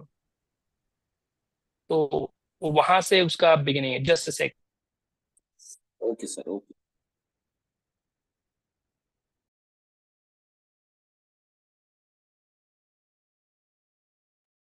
Alright, any more questions? If not, then we'll start with the second session that we have. I'll not take more than Yes, 40-45 sir, minutes. Yeah. दिखाई दे रही है आपकी PPT, no problem. Okay, thank you। Alright, अभी जो second topic मैंने लिया है वो है from looking to and seeing. Please try to understand कि जब हम लोग सिनेमा देखते हैं या देखना चाहते हैं, जो भी है, इसका जो अरेंजमेंट है ये काफी ट्रिकी होता है। अभी मैं सिनेमेटिक एक्सपीरियंस की बात कर रहा हूँ, जो हम थिएटर में जाके देखते हैं एंड ऑल दैट। तो इसके ऊपर लॉरा मैल्वी ने एक बहुत इंटरेस्टिंग सा ऐसे लिखा हुआ है, visual pleasure and narrative cinema. Around 1986 में ये ऐसे आया था। तो इस ऐसे में उन्होंने काफी इंटरेस्टिंग सी कुछ बातें करी है, जैसे साइको एनालिसिस किया है, पॉलिटिक्स क्या होता है। तो उनका एक काफी इंटरेस्टिंग आइडिया है इस पर्टिकुलर ऐसे में, वो जहाँ बोलती है कि whenever a scene is shot, it is usually shot by a man। ठीक है, तो हम इसको थोड़ा फेमिनिस्ट और जेंडर पर्सपेक्टिव से देखने की कोशिश करेंगे। हम largely what Laura Mulvey is saying, will try to look at what she is saying and then maybe we can have interaction about and around it. तो उनका कहना ये है कि जब भी कोई भी सीन शॉट किया गया है, ऐसे लगता है कि जैसे एक आदमी ने उसको किया है and not a female. That is what her larger argument is. और इस ऐसे में, इस बुक में एक्चुअली उन्होंने काफी इंटरेस्टिंग सा एक कॉन्सेप्ट इंट्रोड्यूस किया है, इट्स कॉल्ड स्कोपोफिलिया। इसको लेके एक थियोरी डेवलप हुई बाद में, जिसको कहते हैं गेज थियोरी, मेल गेज। तो जैसे भी हम सिनेमा में देखते हैं कि ऑब्जेक्टिफिकेशन होता है, certain scenes are shot from certain angles, specially modern cinema, जो पॉपुलर सिनेमा है वो, आप जैसे जेम्स बॉन्ड सीरीज देख लीजिए, या फिर हमारे जो भी कुछ फिल्म मेकर्स हैं उनको देख लीजिए। तो ऐसे लगता है जैसे कि certain aspects of certain gender they always try to show in a particular way. तो इसी को लेके उन्होंने एक थियरी डेवलप की है जिसका नाम है गेज थियरी. अब ये जो पर्टिकुलर एग्जाम्पल है उन्होंने ही उनके ऐसे में दिया है. I am not sure if you are aware of this very famous actress, American actress called Marilyn Monroe. She is considered to be eye candy, that's the term which is used in Hollywood for the Hollywood generations and Hollywood viewers and audience. तो उनका ये particular scene है movie में से river of the return करके from 1956 54 rather. उसमें क्या होता है कि she is not known for her acting but she is known for her presence. She is known for her exoticism. She's known for her let's say voluptuousness. She's known for her character rather than being, तो और उसमें ऐसे दिखता है कि जैसे it is man-made world. It's all patriarchal setup, and female are only auxiliaries. They are there less risk takers.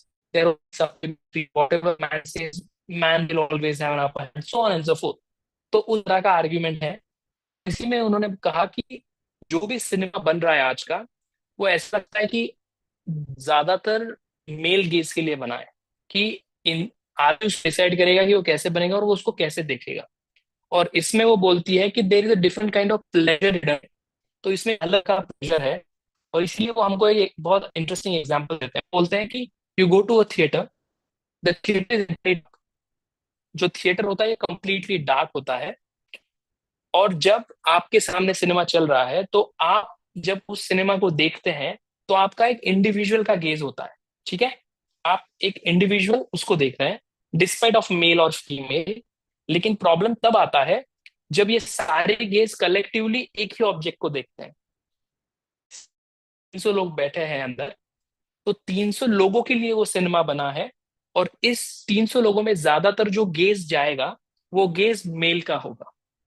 And that's why whatever kind of suits to the popular and more powerful gender, let's say, that's how the movies are made. Of course, this is her argument. It's not my argument. And that's why he says that what this does, it creates a psychological conditioning called scopophilia. हम लोग pleasure के लिए उसे देख रहे हैं. तो female actors का एक्टिंग से ज्यादा उनका ऑब्जेक्टिफिकेशन पे ज्यादा ध्यान दिया जाता है जब मूवी मेकिंग होता है. तो इस तरह के कुछ आर्गुमेंट्स उनके हैं और इसी को लेके उन्होंने ये ऐसे में यही बातें की है. और हम उसका थियरी थोड़ा एक in a bit will see, but more or less largely this is what are argument in a nutshell.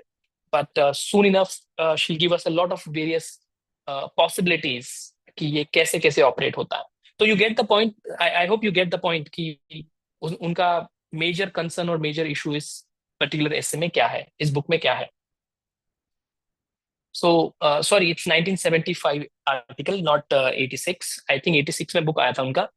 तो उन्होंने फ्रॉइड का कॉन्सेप्ट जो है स्कोपोफिलिया लिया और उन्होंने बोला कि हर चीज विजुअली कैसे प्लेजर दे सकती है, उसके अंदर एक पीपल्स बॉडीज और उसका इरोटिका. फॉर इंस्टेंस, वो इरोटिका को कैसे दिखाया जाता है, उसको कैसे एग्जैजरेट किया जाता है. और ये जो है स्कोपोफिलिया, प्लेजर इन लुकिंग, फ्रॉइड का कॉन्सेप्ट, साइकोलॉजिकल कॉन्सेप्ट, उसको जब सिनेमा में यूज किया जाता है वो टर्न आउट होता है वोवरिज्म में और voyeuristic. That is you look without being scene.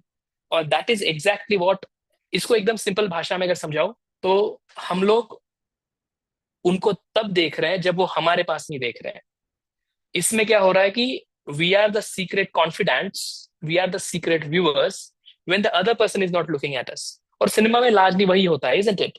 That somebody else is looking at us and that's how we look back at them. Can you just excuse me for a minute? Just hold on. Wait. मुझे एक second बस. मेरा screen share हो रहा है अभी भी? नहीं ना? It's not being seen, right? हाँ, yes sir, not seen. Earlier था सर. Just a sec.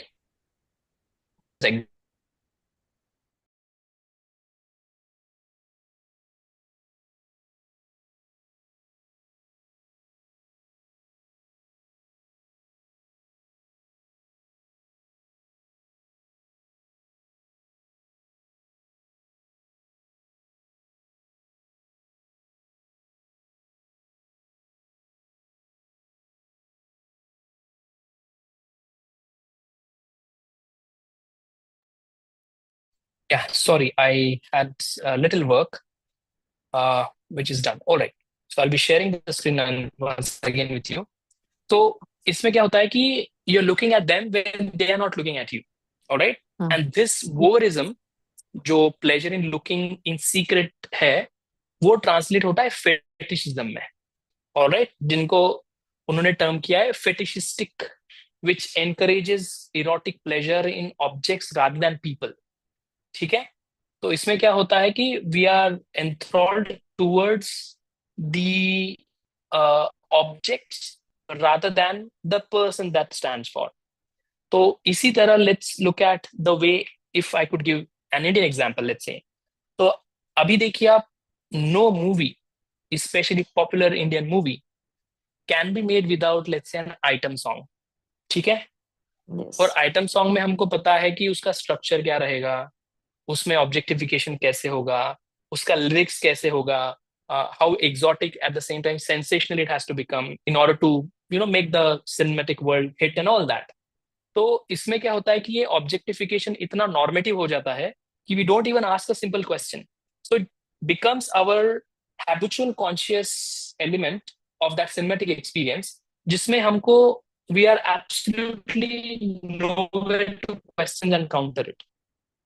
और इसी तरह से नॉर्मेटिविटी आती है. नॉर्मेटिविटी मीन्स रेगुलरिटी, जिसको हम क्वेश्चन भी नहीं कर सकते, क्वेश्चन भी नहीं कर पाते. We think this is how the world works. और इसी को लेके उन्होंने काफी अलग अलग एनालिसिस किए हैं. और इसमें वो एक बहुत इंटरेस्टिंग टर्म यूज करते हैं इस ऐसे में, कि इसका रिजल्ट ये होता है कि rather than the person's acting skills, you are paying attention to something. और ये सारे वर्ड्स को वो क्लब करते हैं और उस वर्ड को वो टर्म करके बोलते हैं कि you are creating to be looked atness. So this is the entire word that she comes up with, to be looked atness. इन 5-6 शब्दों को एक ही साथ कर देते हैं.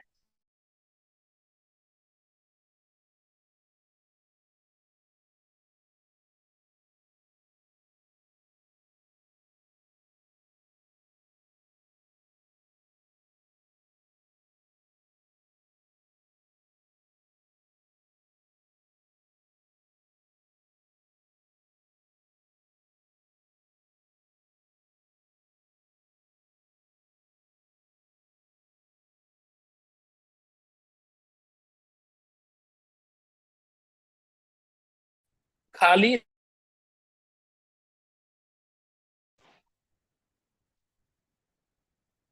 I think I lost connection in between. Okay. So the term है, so it begins from this scopophilia, deriving pleasure, translates into voyeurism, जिसमें खाली आप देख रहे हैं. दूसरा होता है how it translates to fetishism. आपको लगता है कि this is how the female gender has to be portrayed on the screen. और fourth जो stage होती है वो normativity की होती है, जिसमें neither you nor I can question it or or even talk about it. तो ये सारी चीजें उसमें कही गई है. ऑलराइट. फिर उसमें उसी ऐसे में वो कई सारे अलग एनालिसिस करते हैं, जैसे क्लासिकल हॉलीवुड ट्रेडिशन, जिसमें मेल प्रोटैगनिस्ट जो होता है वही नैरेटर होता है और उसी का मेल स्पेक्टेटर. तो ऐसे लगता है कि इसमें एक बहुत इंटरेस्टिंग सा एग्जांपल अगर हम दे सकते हैं तो वेस्ट में एक मूवी का स्टाइल है, अमेरिका में खास करके, which is called the western. मुझे पता नहीं आप लोगों को पता है या नहीं. ईस्ट कॉलिंगवुड वगैरह, ये जो नॉट कॉलिंगवुड, ईस्टवुड, भूल गया उनका नाम. That actor is quite famous for the westerns. तो वेस्टर्न्स में क्या होता है कि इट्स मैन मेड वर्ल्ड, उसमें there is no place for women, they are there only supplementary. तो वो क्या करते हैं, एनालिसिस करते हैं अलग अलग जॉनरास की. तो अलग अलग जॉनरास में अलग अलग टाइप्स ऑफ मूवीज में आर्टिस्टिक फॉर्म में किस तरह से पोर्ट्रेल होता है, स्पेशली विमेन का. So it almost appears by her analysis that cinema is created by man, shot by man, shot for man, and it will always be created by man for the consumption of man. तो वो analysis उन्होंने feminist analysis किया है. इसका एक interesting example वो देते हैं कि advertisement for instance, look at the advertisement industry, और एडवर्टाइजमेंट इंडस्ट्री में कैसे विमेन का पोर्ट्रेल है, certain body parts, how they are reflected, so on and so forth. उसके लिए the right example would be this. So she talks about traditions, how it presents men as active, controlling subjects, and treat women as passive objects of desire for men in both the story and in the audience. तो ये दो level पे हो रहा है, एक तो cinematic world which is imaginary, दूसरा ये हो रहा है जो रियल वर्ल्ड में है. और दिस नोशन ऑफ सबमिसिवनेस creates. तो this you can very well bring people like Gayatri Chakraborty Spivak, for instance, जिनकी टर्म है काफी important, subaltern studies, right? So this is how perhaps the subaltern interaction discourse gets generated. Just a second. Thank you, ma'am. Please लगा दीजिए. Thank you. Close it, ma'am. Close it completely. Yeah, sorry. All right.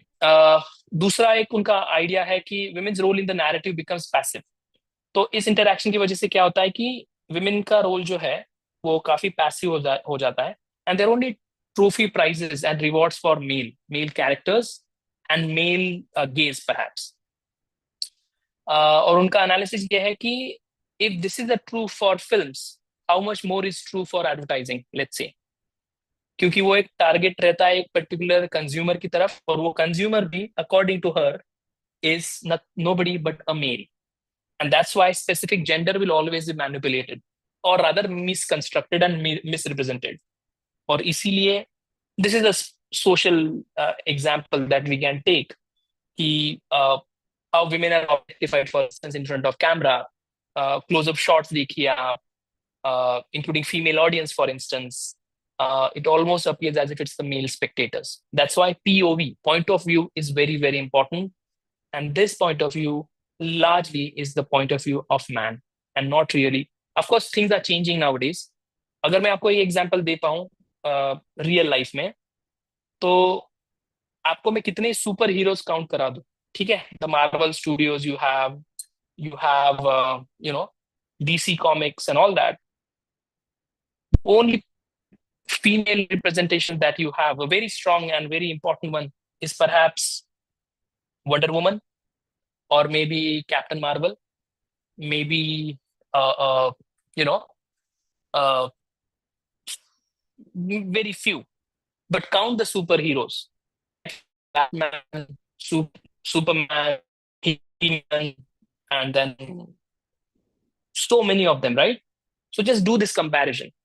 Or also you will realize, look at the way how they appear on the stage, almost exoticized, almost eroticized, almost as if you know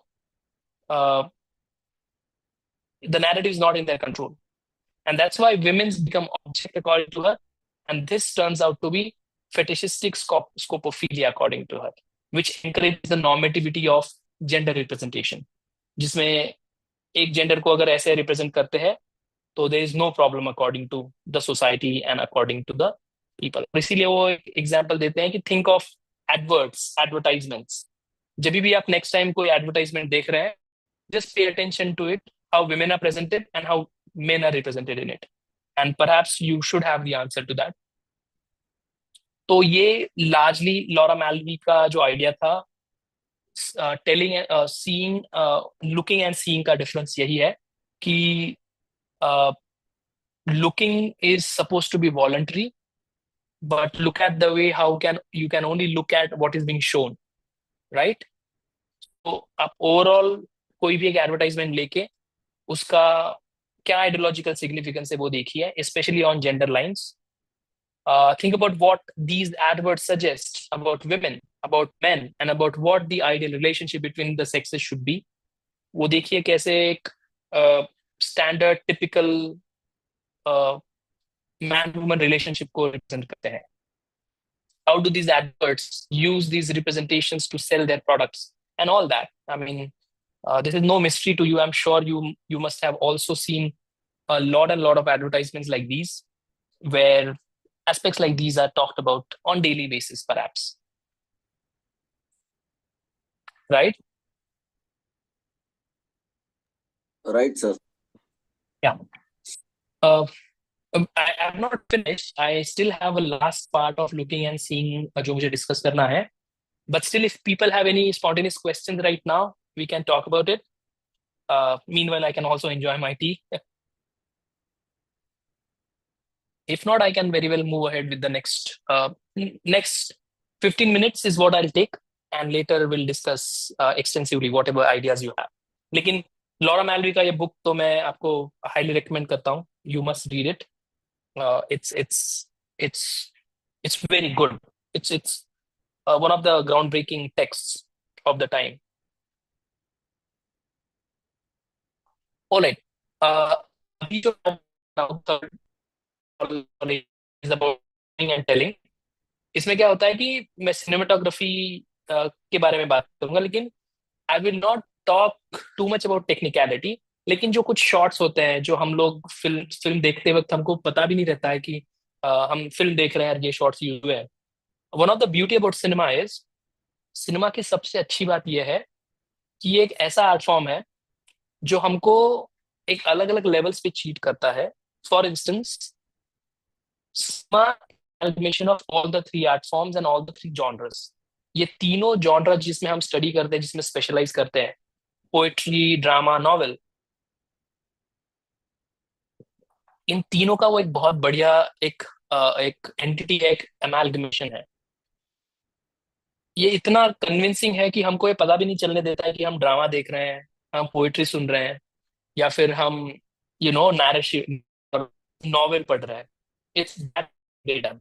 That's why, and that is achieved through cinematic. There is a term called montage, Russian Soviet montage. उसके बारे में बात करूंगा. और सबसे important मैं बारे में बात करूंगा वो कि सिनेमा में मीनिंग कैसे जनरेट होता है. अभी मैं आपको फिर से मेरा जो फर्स्ट सेशन था, जो जिसके बारे में बात कर रहा था कि हाउ विजुअल आर्ट वर्क्स, तो विजुअल का और जो मेरा सेकंड हाफ का टॉक हुआ शोइंग एंड टेलिंग, उसमें का मैंने दोनों मिक्स करके एक सेशन क्रिएट किया है. This is called Soviet Russian montage theory. Meaning generate कैसे होता है सिनेमा में, राइट? क्योंकि देखिए, जब आप मीनिंग जनरेट करते हैं तो आपको कॉन्टेक्स्ट चाहिए होता है, आपको सिचुएशन क्या है वो पता चाहिए है, आपको पहले क्या हुआ, अभी क्या हो रहा है और क्या होने वाला है, इसको लेके आप मीनिंग जनरेट करते हैं, राइट? और Soviet Russian montage theory actually talks about this, how meanings are generated without using the words. That's why I'm telling most of the cinema is about showing rather than telling. Dialogue से ज्यादा silence और pause जो होता है उसमें ज्यादा communication होता है rather than dialogues. And this is the basic structure of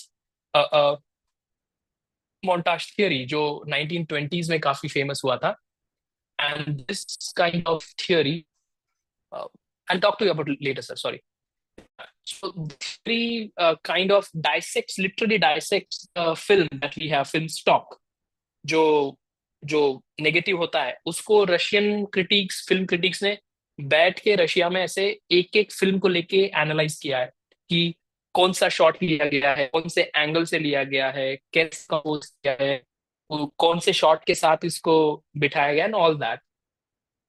For this, we'll be looking at something called Kuleshov effect, जो काफी फेमस है. इसको लेके आपको मैं जो बोलना चाहता हूँ वो काफी आई नॉट रीड ऑल दैट. बस एक बात आपको ध्यान में रखनी चाहिए, जो फर्स्ट फिल्म स्कूल बना था वो बना था 1919 में. It was called BJIK in the state of institute of photography in Petersburg. मैं आपको बताता हूँ कुलेशॉव इफेक्ट क्या होता है. Kuleshov was a famous Russian film critic. उन्होंने this mental phenomenon which derive, मैं ज्यादा टेक्निकल बात नहीं करूंगा, आप इस वीडियो को देखिए and then I'll tell you what it means. Please pay attention to this video. Effect 1.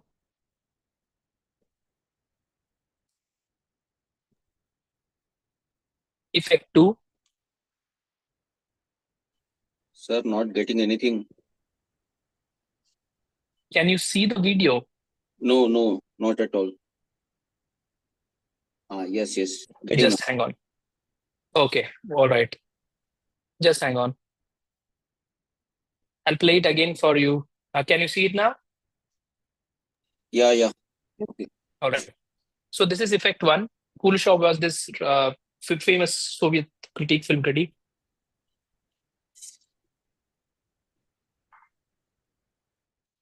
Effect two.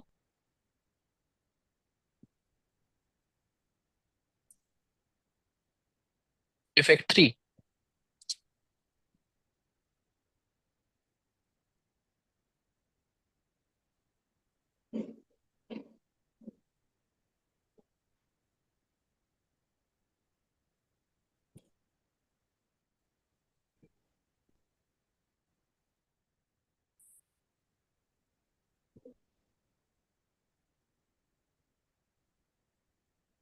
All right.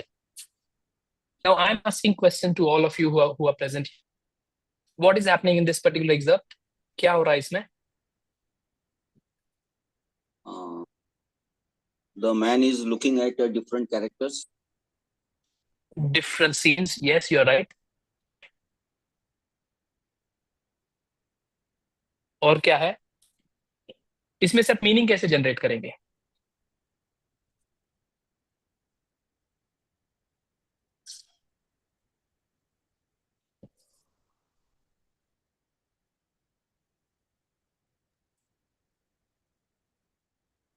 Sir वो शव पेटी मतलब एक तो ये आराम कर रही है, दूसरी जगह शव पेटी लग रही है, उसमें कुछ मैं गलत Okay. तो नहीं हूँ सर, ऐसा दिख रहा है मेरे को नहीं जैसे नहीं, उसमें। Absolutely right. Good. No it's good. आप और एग्जैक्ट, फिर आप बराबर बोल रहे हैं. और वो खाना मतलब कुछ सूप है और कुछ पानी ग्लास में है, कुछ पीने के लिए, या कुछ ड्रिंक्स कोल्ड सॉफ्ट ड्रिंक्स कुछ हो सकता है। और वो शायद दुखी करेक्ट. है, खा नहीं रही है, ऐसा एक सैड सैड मोमेंट मतलब चल रहा है उधर कुछ। गुड. ऐसे वो देखो गुड. एकदम शांत ऐसे सोई है, ऐसे दुख लग रहा है उसको कुछ। इतना समझ में आ रहा है। Perfect. You can become a film critic now. Right. Okay. No language is used, no word is used, no expression has changed, isn't it? No expression Yes. has changed, but Yes, still sir. what you get to see is you understand everything. This is Yes, what sir. Kuleshov effect is. Kuleshov effect is all about juxtaposition of two separate entities, separate shots together, and then deriving meaning. Let me try to explain it in Hindi. Kuleshov effect ये है कि जहां पे हम दो unrelated चीजें पास में लाके उससे मीनिंग जनरेट किया जाए, और सिनेमा इसी के बारे में होता है. इसी को हम विजुअल लैंग्वेज ऑफ सिनेमा बोल रहे हैं. और जो आपने जैसे एक्सप्लेन किया, एक करेक्टली आपने एक्सप्लेन किया, this is what it means. एक छोटी बेबी लग रही है वो, मतलब उनकी बच्ची लग रही है, ऐसा कुछ दिख रहा है, वो जो ऑफ हो गई है ऐसा दिखता है। और वो मूक भावना, यस. सर इसको हम मराठी में मूक भावना बोलते हैं, मूक पट जैसे बोलते हैं ना, बातें नहीं करते, मूक पट करेक्ट. जैसे। करेक्ट. करेक्ट. देखिए, तो अभी जो इमेज आप देख रहे हैं, तो जब वो कॉफिन की तरफ देख रहा है उसके एक्सप्रेशन चेंज नहीं हो रहे हैं, लेकिन आप और मैं ऑब्जेक्टिव को रिलेटिव से हम इजीली आइडेंटिफाई कर सकते हैं कि ही इज सैड. इनको देख रहे हैं, somebody is dead here, ठीक है. दूसरा, when there is a soup and some drinks around, you are hungry, right? And when the Yes. woman is laid in that particular position, the idea of desire is coming up in his heart. And this is what the coded effect of Kuleshov effect is. कि जब हम दो related या unrelated चीजें साथ में अगर compare और कॉन्ट्रास्ट करेंगे तो डिफरेंट मीनिंग जनरेट होता है. This is exactly what the visual language of cinema is. This is exactly how the idea of telling and showing comes in play in cinema. और इसी तरह से हमको पता भी नहीं होता है कि हमको कहीं भी कहा नहीं गया कि it's about sadness, it's about hunger, it's about desire, but suddenly we started relating it with it because through the emotional understanding that we have with the character, through the objective correlative that we have with the character, and how the setting and context is our part of the world. तो जब आप कब sad होगे इस instance में, आप कब when you feel hungry, this is the context, and this is the idea of desire, so on and so forth. और इसी को लेके cinema has become what it is today. That's how good cinema. This is an example of great cinematography. And now we'll enter into the visual showing. I'll try to finish it in next 10 minutes. Then we are done. मैं pure cinema जो Alfred Hitchcock का है मैं उसको skip कर रहा हूँ because it will take a lot of time to explain. This is Alfred Hitchcock for you where is trying to talk about how cinema should be better and all that. तो उसका एक shower scene है काफी famous. वो आप में भी Google कर सकते हो, पे देख सकते हैं. From the movie called psycho. Psycho movie में शॉवर सीन है काफी फेमस हुआ है उसका, वो आप देख सकते हैं. नाउ जो इन्वेंटर है एडिटिंग थियोरी का उसको बोलते हैं सर्गे आइजनस्टाइन.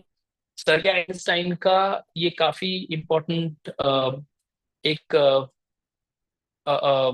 आइडिया रहा है कि मोन्टाज जो होता है, montage is like a collage of various entities, various images putting together. Related unrelated does not matter. तो उन्होंने क्या किया कि अलग अलग फ्रेम्स को पास में लाके उससे मीनिंग कैसे जनरेट होगा इसके बारे में उन्होंने थियरी डेवलप की. तो उसमें उन्होंने क्या कहा कि montage can bring chaos, madness and violence together. तो जो भी आप एक्शन सीक्वेंसेस देखते हैं, एक्शन मूवीज देखते हैं, उसमें मोन्टाज का काफी काफी इंपॉर्टेंट पार्ट होता है. So this is what he means. He wanted to the juxtaposition, उसको जोड़ना बोलेंगे हम, of sometimes unrelated images to jolt the audience out of their gratification. तो जैसे हम सिनेमा में हम शॉकिंग इफेक्ट के बारे में बात करते हैं, तो उस शॉकिंग इफेक्ट के लिए इस मोन्टाज थ्योरी का यूज किया जाता है. और इसके लिए क्लासिक एग्जांपल है उनका एक मूवी जो उन्होंने बनाया था, बैटलशिप पोटमकिन करके. फेमस और काफी इंटरेस्टिंग और ग्राउंड ब्रेकिंग मूवी था ये, जिसमें उन्होंने एक शिप में कई तरह का एक सीन्स है, उसमें काफी डिस्टर्बिंग सीन्स है, जिसमें एक बेबी को एक लेडी कैरी कर रहे हैं उनके स्ट्रोलर में, और वहां से ट्रूप आके उनको गोली मारता है, और जो बच्चा है वो स्ट्रोलर में ऐसे सीढ़ियों से नीचे गिर रहा है. वो काफी फेमस हुआ था वो सीन. तो if you are interested please have look at Battleship Potemkin. उस पर्टिकुलर सीन का नाम है ओडेसा स्टेप्स. अगर आप इंटरेस्टेड है तो गूगल पे आप उसको यूट्यूब पे देख सकते हैं. उस पर्टिकुलर सीन का नाम है उस मूवी में से ओडेसा स्टेप्स. उसको आप देख सकते हैं बाद में. So this is Sergei Eisenstein. ऐसे काफी famous dialectical approach to film form, काफी कॉम्प्लिकेटेड है, पर उसमें उन्होंने यही बोला है कि मोन्टाज ही कॉन्फ्लिक्ट होता है. तो जैसे हम देखते हैं कि हर ड्रामा, हर नैरेटिव में आपका राइजिंग ऑफ एक्शन होता है, फिर आपका पीक, फिर क्लाइमेक्स, फिर एंटी क्लाइमेक्स, और उसके बाद में फ्रेंच टर्म कॉल्ड डेन्यूमो और एंड ऑफ एक्शन होता है. तो उसको लेके सिनेमा में कैसे ऑपरेट करता है उसके बारे में इनका ये ऐसे है. तो ये काफी अलग अलग टाइप्स के मोन्टाज है. उन्होंने 5 टाइप के मोन्टाज दिए हैं. उसमें एक इंटेलेक्चुअल होता है, टोनल, मेट्रिक और रिदमिक और ओवरटोनल. तो मैं जो ये वीडियो प्ले कर रहा हूँ ये काफी लंबा है, लेकिन मैं आपको जो इंपॉर्टेंट सेक्शन है वो बताऊंगा, ठीक है. इसमें से हम 5 जो मेथड है उसको समझेंगे. अंडरस्टैंडिंग क्या होती है वो बताएंगे अभी. ये मेट्रिकल है. ये उन्हीं का मूवी है, 10 Days That Shook the World, सर्गे आइजनस्टाइन. तो अब इसमें ये ध्यान दीजिए कि कितना जल्दी जल्दी एक्शन चेंज हो रहा है और कंपैरिजन कैसे किया गया है. एक पर्टिकुलर सीन है इसमें जिसमें आपको मरे हुए केटल्स जो होते हैं, मरे हुए जानवर जो होते हैं, उनको जो लोग वॉर में शहीद हुए उनके साथ कंपेयर किया गया है. Just have a look at it.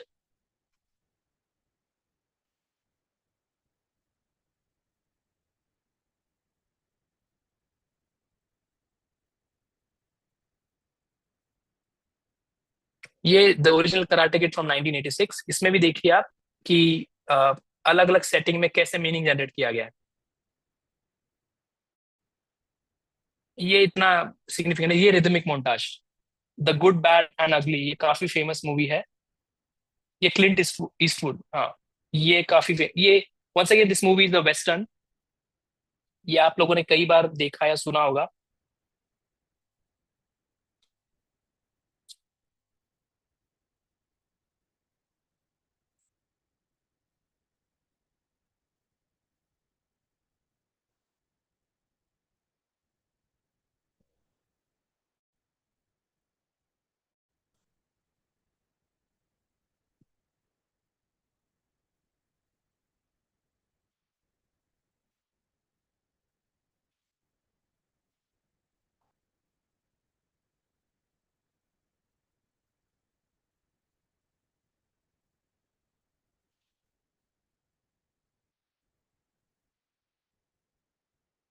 तो ये टोनल म्यूजिक के साथ कैसे बिल्डअप होता है, देखिए कैसे तीनों को, this technique is called parallel cut. ये टोनल, इसमें कलर को लेके देखिए पास्ट कैसे क्रिएट किया गया, nostalgia, the age of innocence. अब ये जो रिफ्लेक्शन है देखिए उसको कैसे पास्ट में ले जाएगा, दिस पर्टिकुलर विंडो का जो रिफ्लेक्शन आएगा वो देखिए।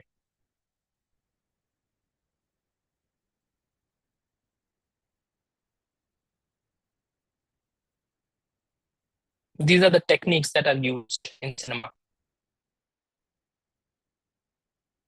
ये सैड सीन्स के लिए ज्यादा यूज होता है, या फिर nostalgia. This is the Hitchcockian scene from Psycho. This is the shower scene, quite famous.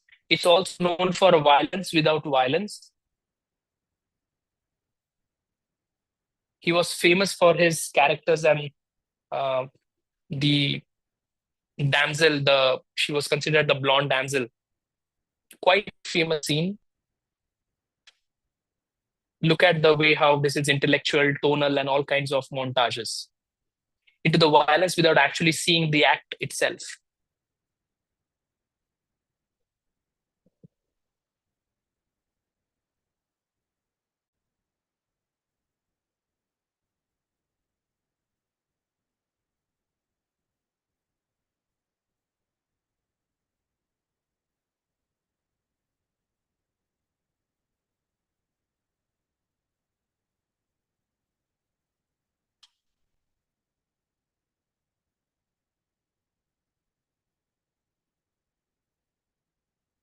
हर एक शॉट को इस तरह से प्रेजेंट किया गया है कि you are not seeing the violence but you know the violence has happened. और एंडिंग उससे भी ज्यादा यूनिक है। इसी को गेज थियरी बोलते हैं। देखिए how people are looking at this particular scene. She's trying to reach out to us.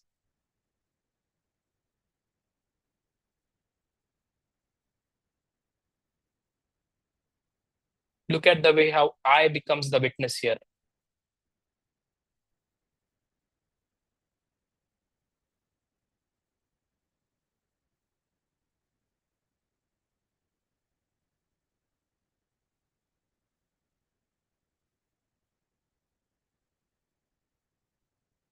This is called brilliant cinema, pure cinema according to him. And now the question is asked, who is the eyewitness for the murder? The only person who saw the killer was the lady who's killed itself. Intellectual montage काफी funny होता है। Funny ये है उस montage के बारे में, intellectual montage that I was talking about, जिसमें kettles are slaughtered, how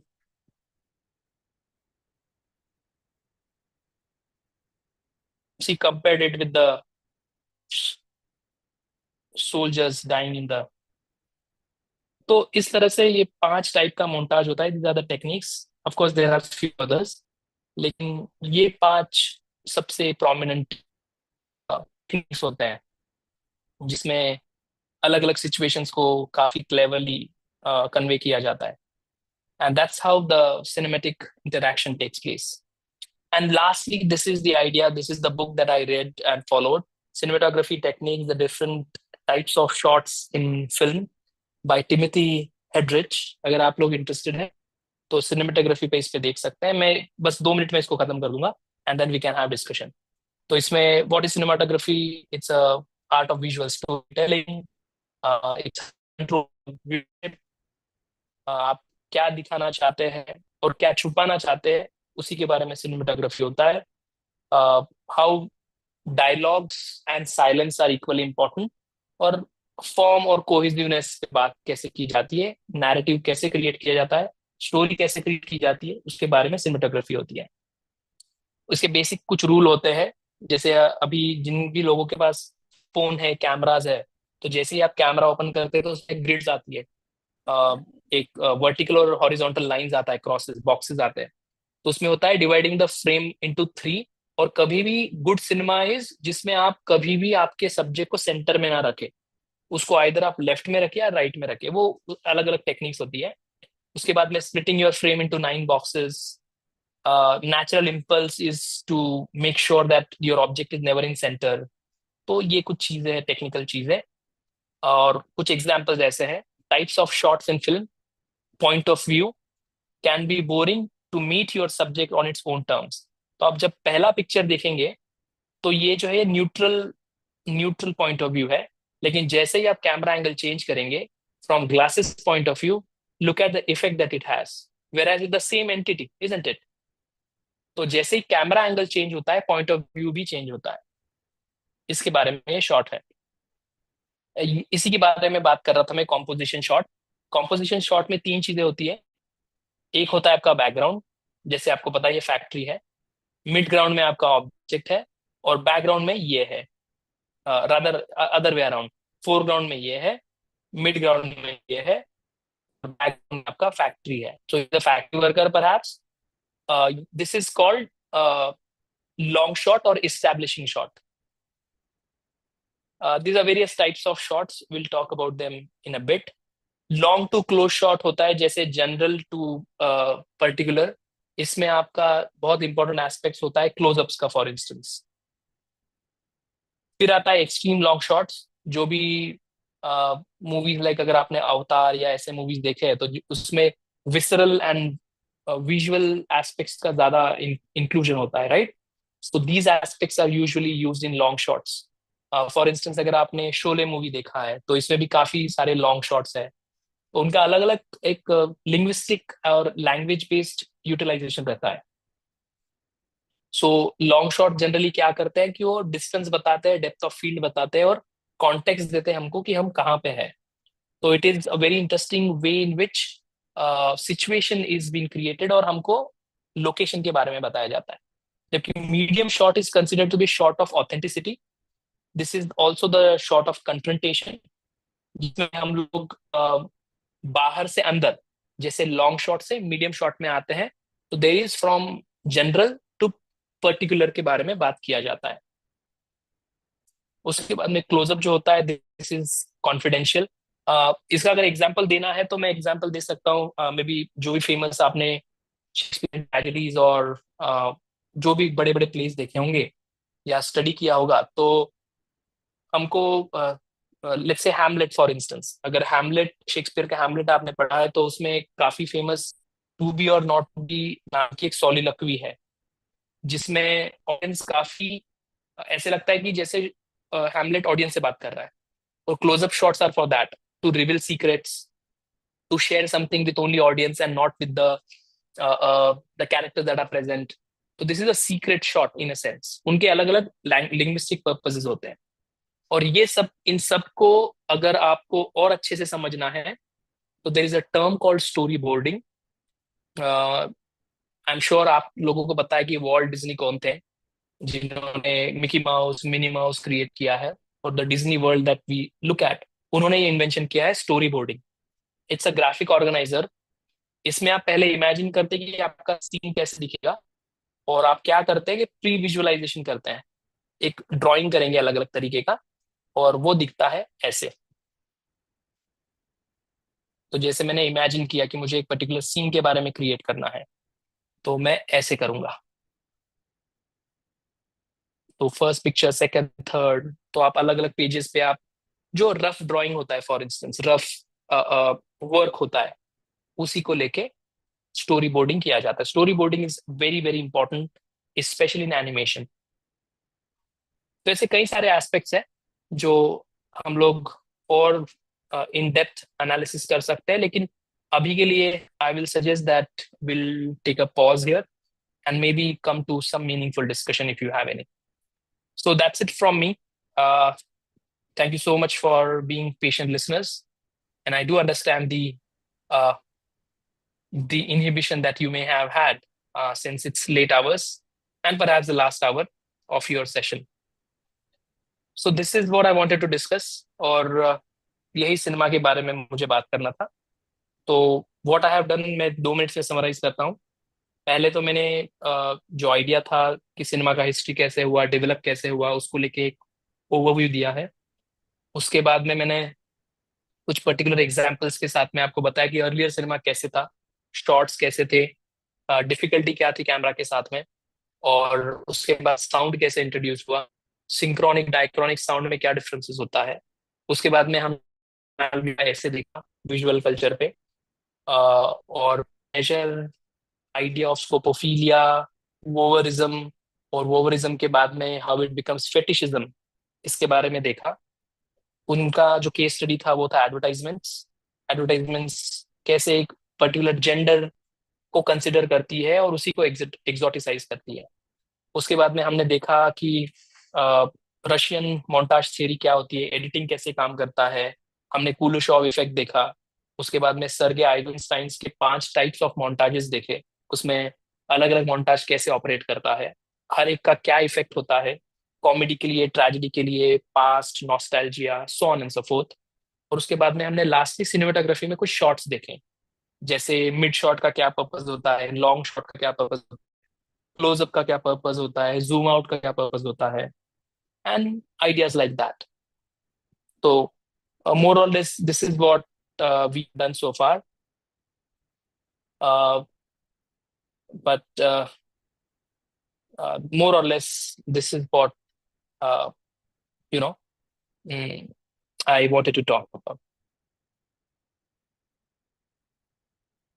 Whoever wishes to contact, they can contact me on I'm leaving my email ID in the comment box, uHYD.ac.in. You can get in touch with me if you want.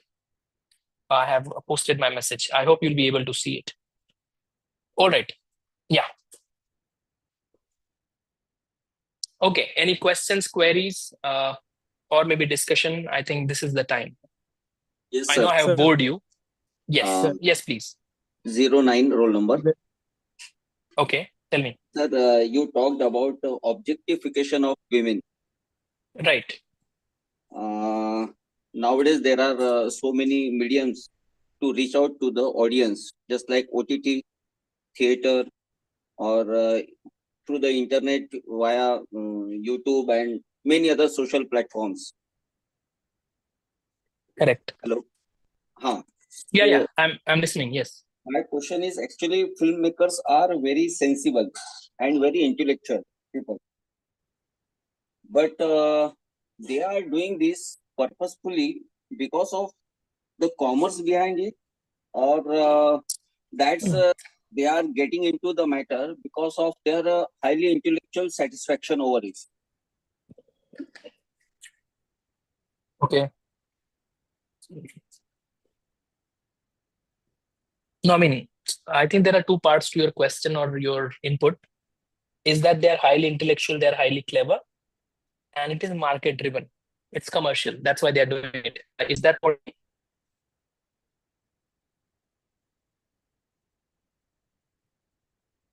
Hello? Hello. Yeah. Please continue. Sir, that's my question. Okay, who is driving this? Okay, particular this objectification, whether market or filmmakers themselves, because to just satisfy their intellectual. See, there are a couple of things that are also slightly contradictory in your question.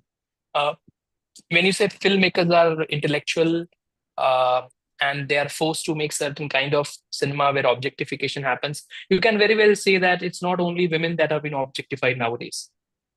Men are equally objectified. Look at Bond series, for instance.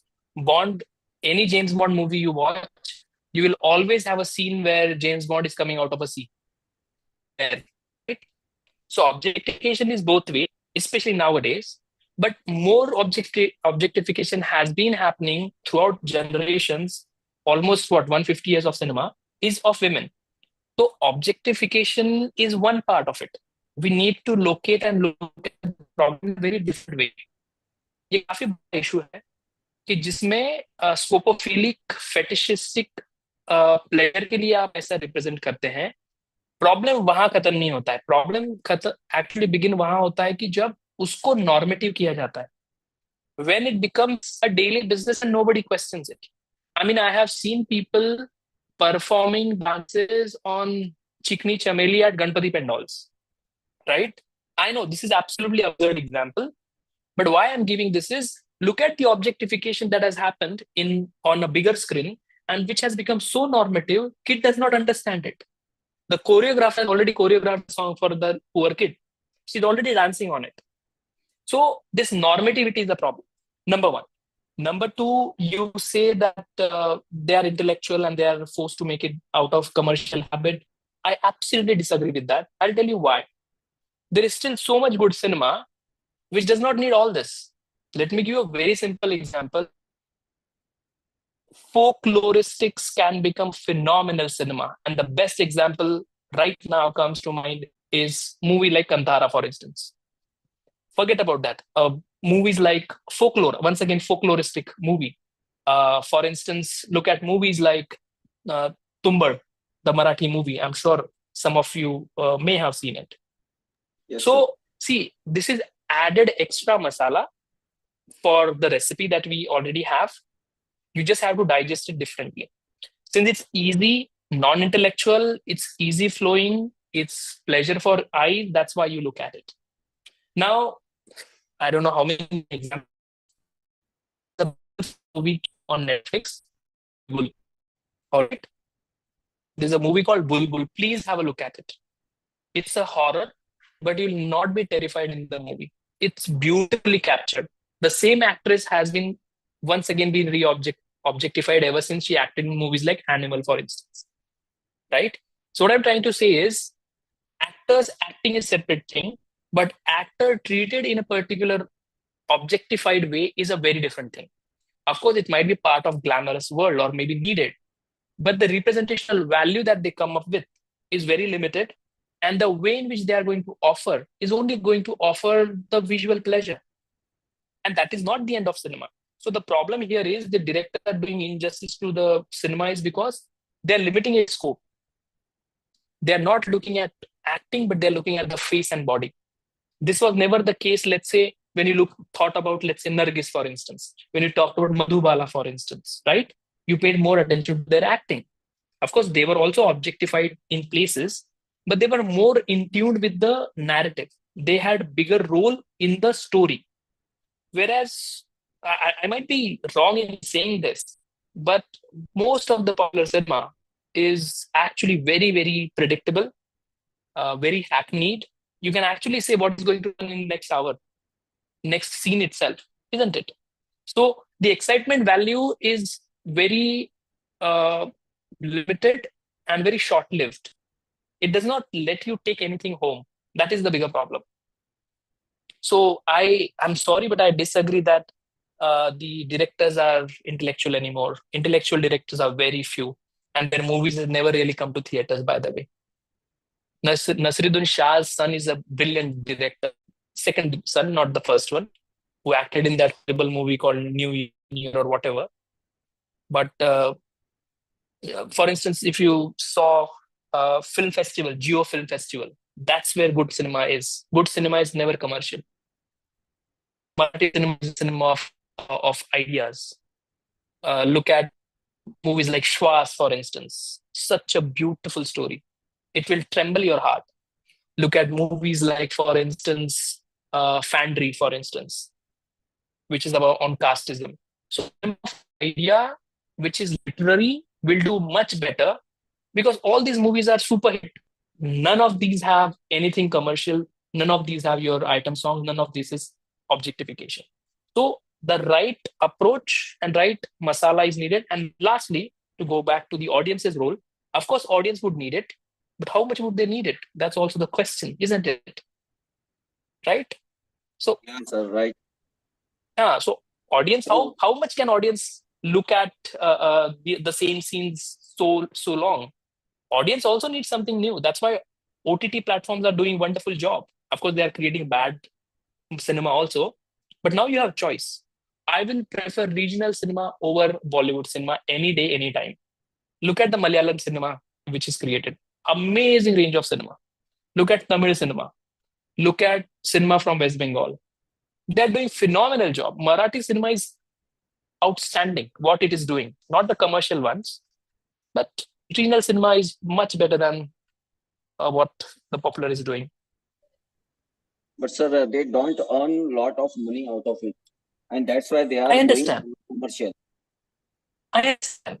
That's perfectly fine. That's what I'm saying. A fine balance can be achieved like movies like Jund, for instance, where you have actor of Millennium, right? Amitabh Bachchan is there in Jund, which is about these football players. Commercial success. Sairat is a commercial success without really getting into any form of normative objectifications. And there are a number of examples. Take example of, for instance, The Mother India. Is there a better example? Think of Sholay, for instance. Of course, it uses the masala, but it does not lose the plot, right? Right. I can give you movies like, for instance, The Wicked Donor, right?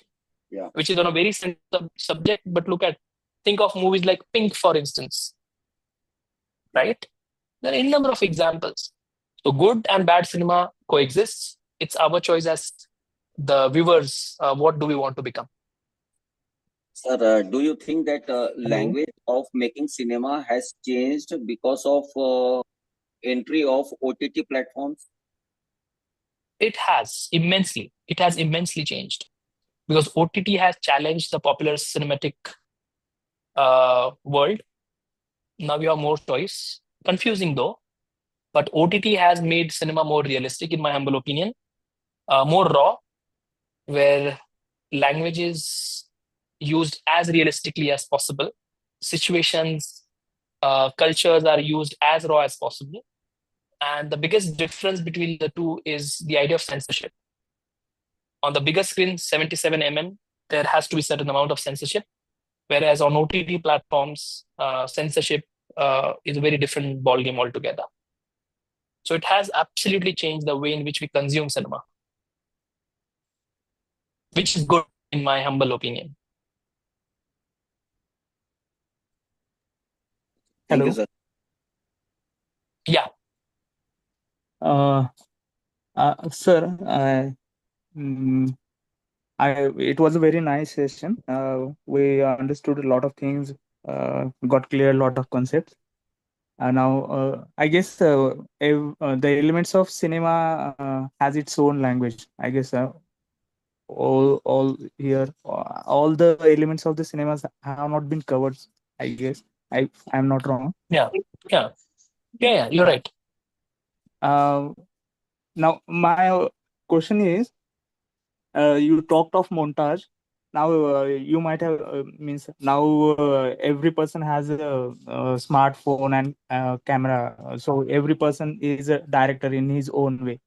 So now there are editing and all those things, memes and all. So is there any terminology to such editing where different scenes from different movies are amalgamating to create a meaning of different, suggesting a different meaning? I'm not sure about your question. Are you asking about, see, the term which is quite famously used is called mise en scène. It's a French term. All right. MIS-EN-SCENE. Mise en scène. That's how it is pronounced. It's a French term, which means packing everything in front of you. The first scene, perhaps. So what you're referring to is perhaps part of cinematography. And what you're also trying to talk about is this form of montage, where you bring together where you juxtapose various elements of cinema, various elements of scenes and stuff like that. But what you're also referring to in the cinematic world is also called zero genreification, which means no movie is one particular genre. There are multiple genres coming together. For instance, it's comedy, it's horror. For instance, take example of the recent successful movies like Stree, Stree 1, Stree 2, which is supposed to be a cinema, isn't it? It's supposed to be a horror cinema, but it's comedy, it's musical, there are songs, there are item songs, there is suspense, there is thrill. So mise en scène has changed, cinematography has changed immensely in the modern times. So the formula that works is a hodgepodge of genres and not a standard genre, is what I think you were trying to say.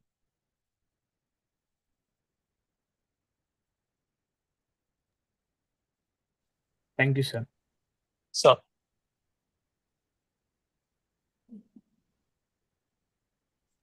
Sir, I Anybody have else? another question, sir.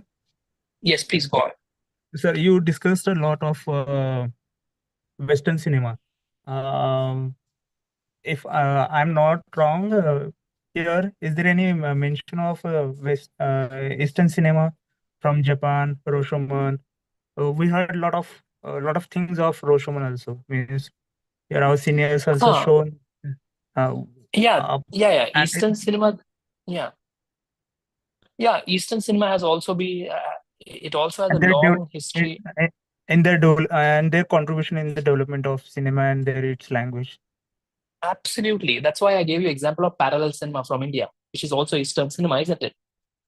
The only problem is the academic studies not happened extensively about Eastern, Japanese, Korean, and other cinemas, but their cinema is phenomenal, as Indian cinema is. Absolutely phenomenal. You have Marjan Satrapi, who's quite famous, Iranian comic writer.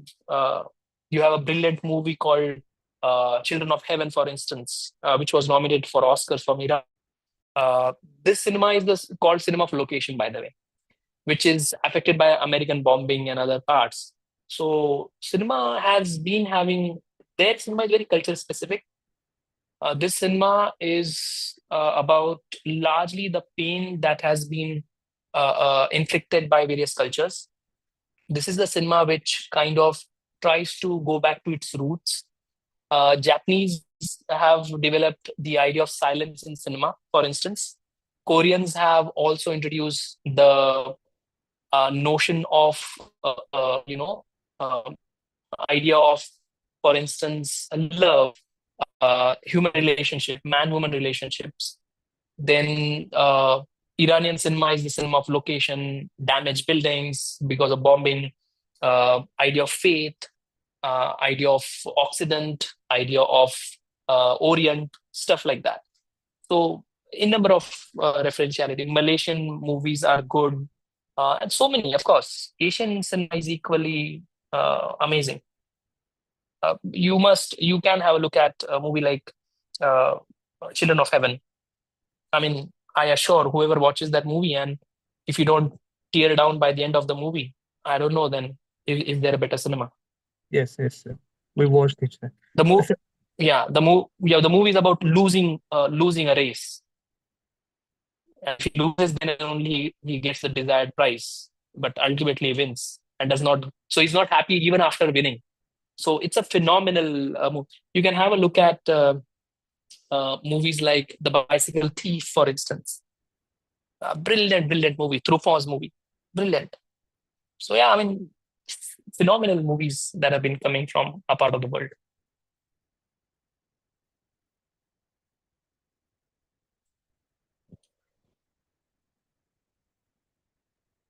Yeah, others. Any more ideas, thoughts you have?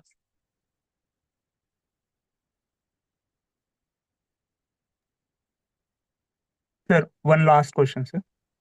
Sure. Sir, the earlier teacher participant has asked the question regarding the way women represented in the cinema. Is that digital feminism? Or how they have been misrepresented and No. Digital feminism is a very different concept. We are largely talking about visual culture. Digital feminism kind of emerges from the very notion of the idea of diaspora, digital diaspora, and the digital nomads, the concepts that are used. It's very different than the way we are looking at it. We are looking at the visual language of cinema, whereas digital nomads, digital feminism looks at an entirely different category altogether. So the idea behind Malvi's essay is largely psychological rather than feministic. And she's talking about the way in which cinema is created. So she's questioning the process. All right. So is the representational value and the value, how it translates to normativity is a bigger problem.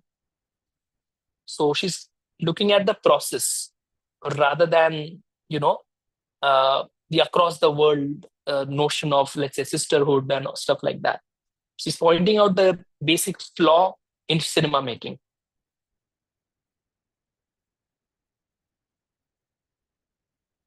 You got the point.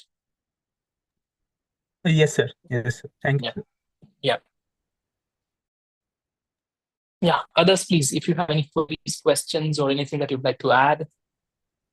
Sir, it seems that you have a lot of in-depth knowledge about films and its technicalities. Are you a filmmaker, sir? No. I will never be a filmmaker. I don't have any in-depth knowledge. I've been offering courses in film studies. I know very little from what I have studied and what I have done. So thank you for your kind words, but not really. No. Yes, sir.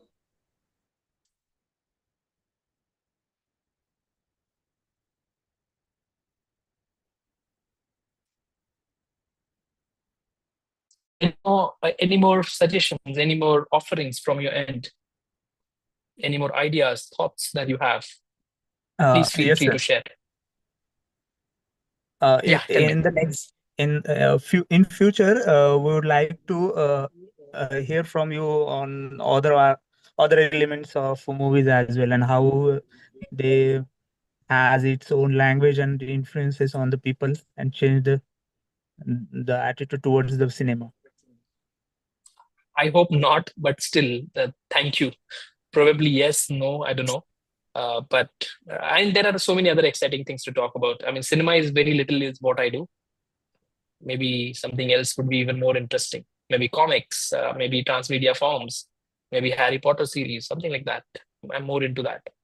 But yeah, I mean, hopefully some other day, some other time. Sure. Excuse me, sir.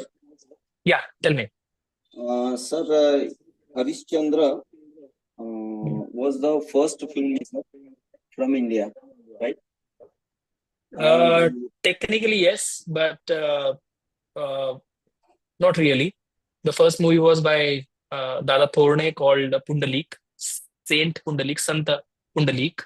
The only problem with that movie was it was edited in Germany. Sir, just by edited in Germany, does it, make him not be the part of that special Yeah. play? No, the problem is the biggest problem that you'll find with this is how canon gets formed. Now, Raja Harishchandra becomes the canonical text, right?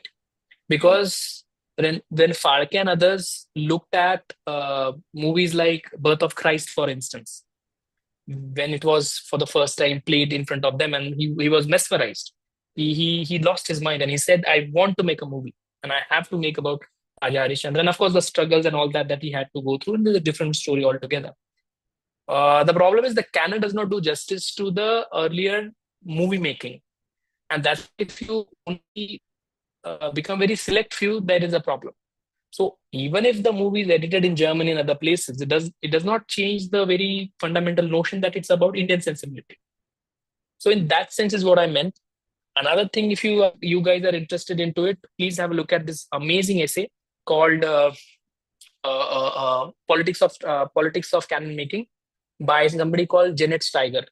She's written this phenomenal essay where she talks about how canon formation of cinema takes place, how critiques, historians play their roles, and how the notion of cinema as a very fresh art form had to go through under a rigorous process of maturation phase, and then how it had to prove itself as an art form, substituting the established art forms of novel, drama, poetry, so on and so forth.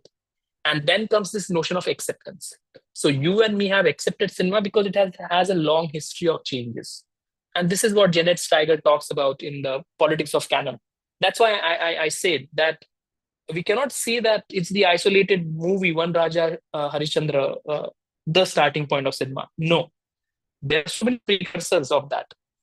This was the time, for instance, the best example that comes to mind, especially people from Maharashtra would know this. The Bal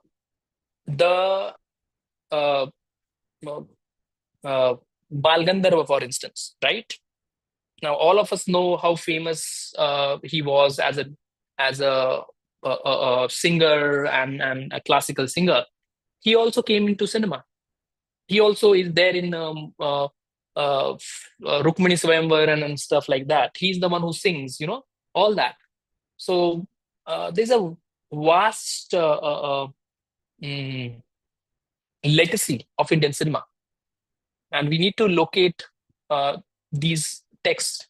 And for that, I think we should do a very technical and a very thorough new historicism rather than relying on the usual readings of Indian cinema. That's why Mr.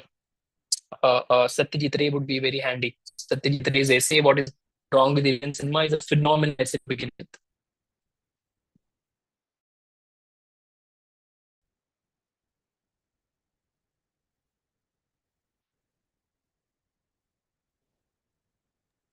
So the last one. Sure. Your view on censorship of OTT release. I don't think it matters, but since you asked, how does it matter? People do look at stuff that they want to look at. How does it matter? See, it matters only when you are looking at it collectively, right? But I can very well watch certain kind of exotic movies with my friends, but I cannot watch that with my family. So censorship is just any other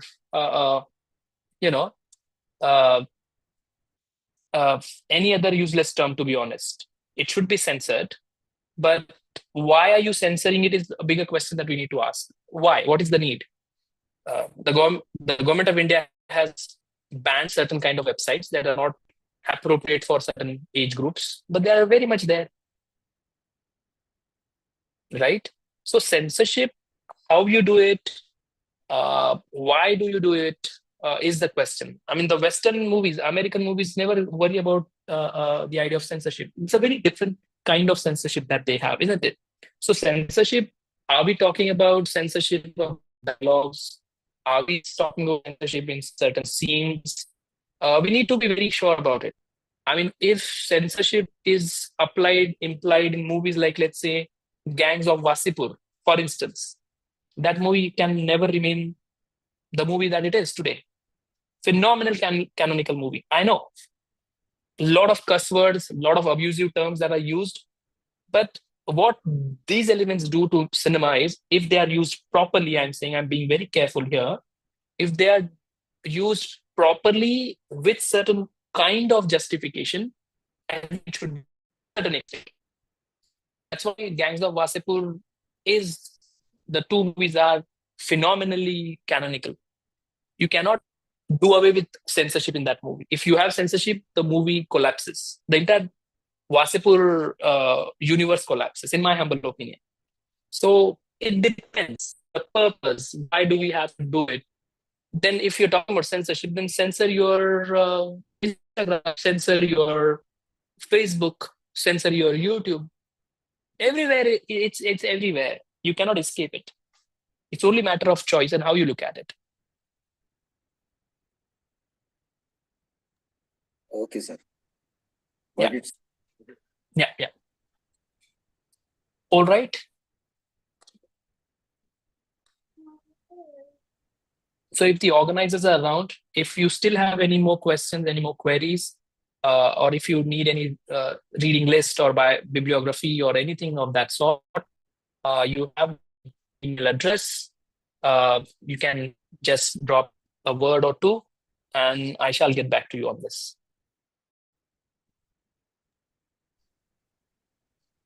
participant, those who have vote of thanks to be present, please.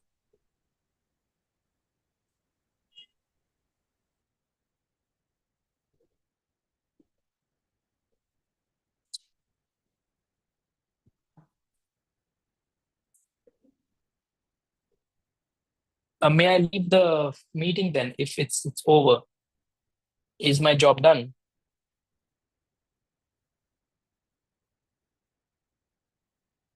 Organizers, HRDC, Bamu.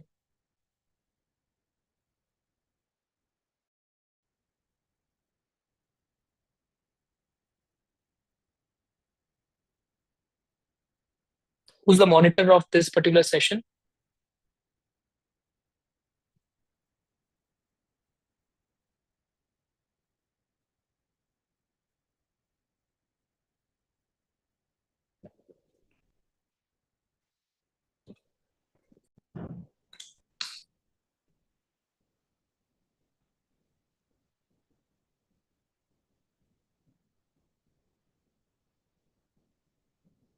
Are we done then? Shall I log out? Sir, just a minute. Let me present vote of thanks, sir. I guess the hello teacher hello is not here. Sir All right. किसी के मन में question है? Sir ने cinema के विविध अंग अपने को बताए, सिनेमा कैसे कंपोज किया जाता है, मुखपट है, सब नरेशन कैसे आता है, उसमें सब कुछ बताया। यदि अगर किसी के मन में शंका है तो प्लीज पूछिएगा, नहीं तो फिर वोट ऑफ थैंक्स करते हैं, क्योंकि 15 मिनट बाकी है अभी। सर अगर कुछ बता भी रहे हैं दूसरा कुछ तो भी सुन सकते हैं। हाँ, एब्सोल्युटली आप फाइन। सबकी तैयारी है? मुझे कोई दिक्कत नहीं है। हाँ, वी कैन टॉक। या हिंदी में भी पूछिए। Sorry, I slipped my I went my back to my business language, so please feel free to interact in Marathi और English, Hindi, Telugu, Tamil, will do for now. Okay.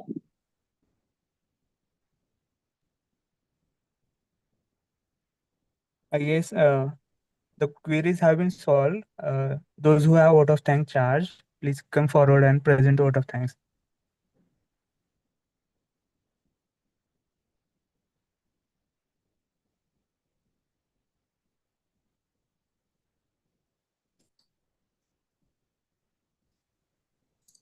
It's all right. Formalities are perfectly fine. I mean, you can carry it on. Yeah, within a minute, then I will present my vote of thanks, sir. I guess no one is here. So it is my honor to deliver this vote of thanks on today's insightful lecture here on the language of a cinematic language. On behalf of UGC Malviya Mission Teacher Training Center and Dr. Babasaheb Ambedkar Marathwada University, Chhatrapati Sambhajinagar.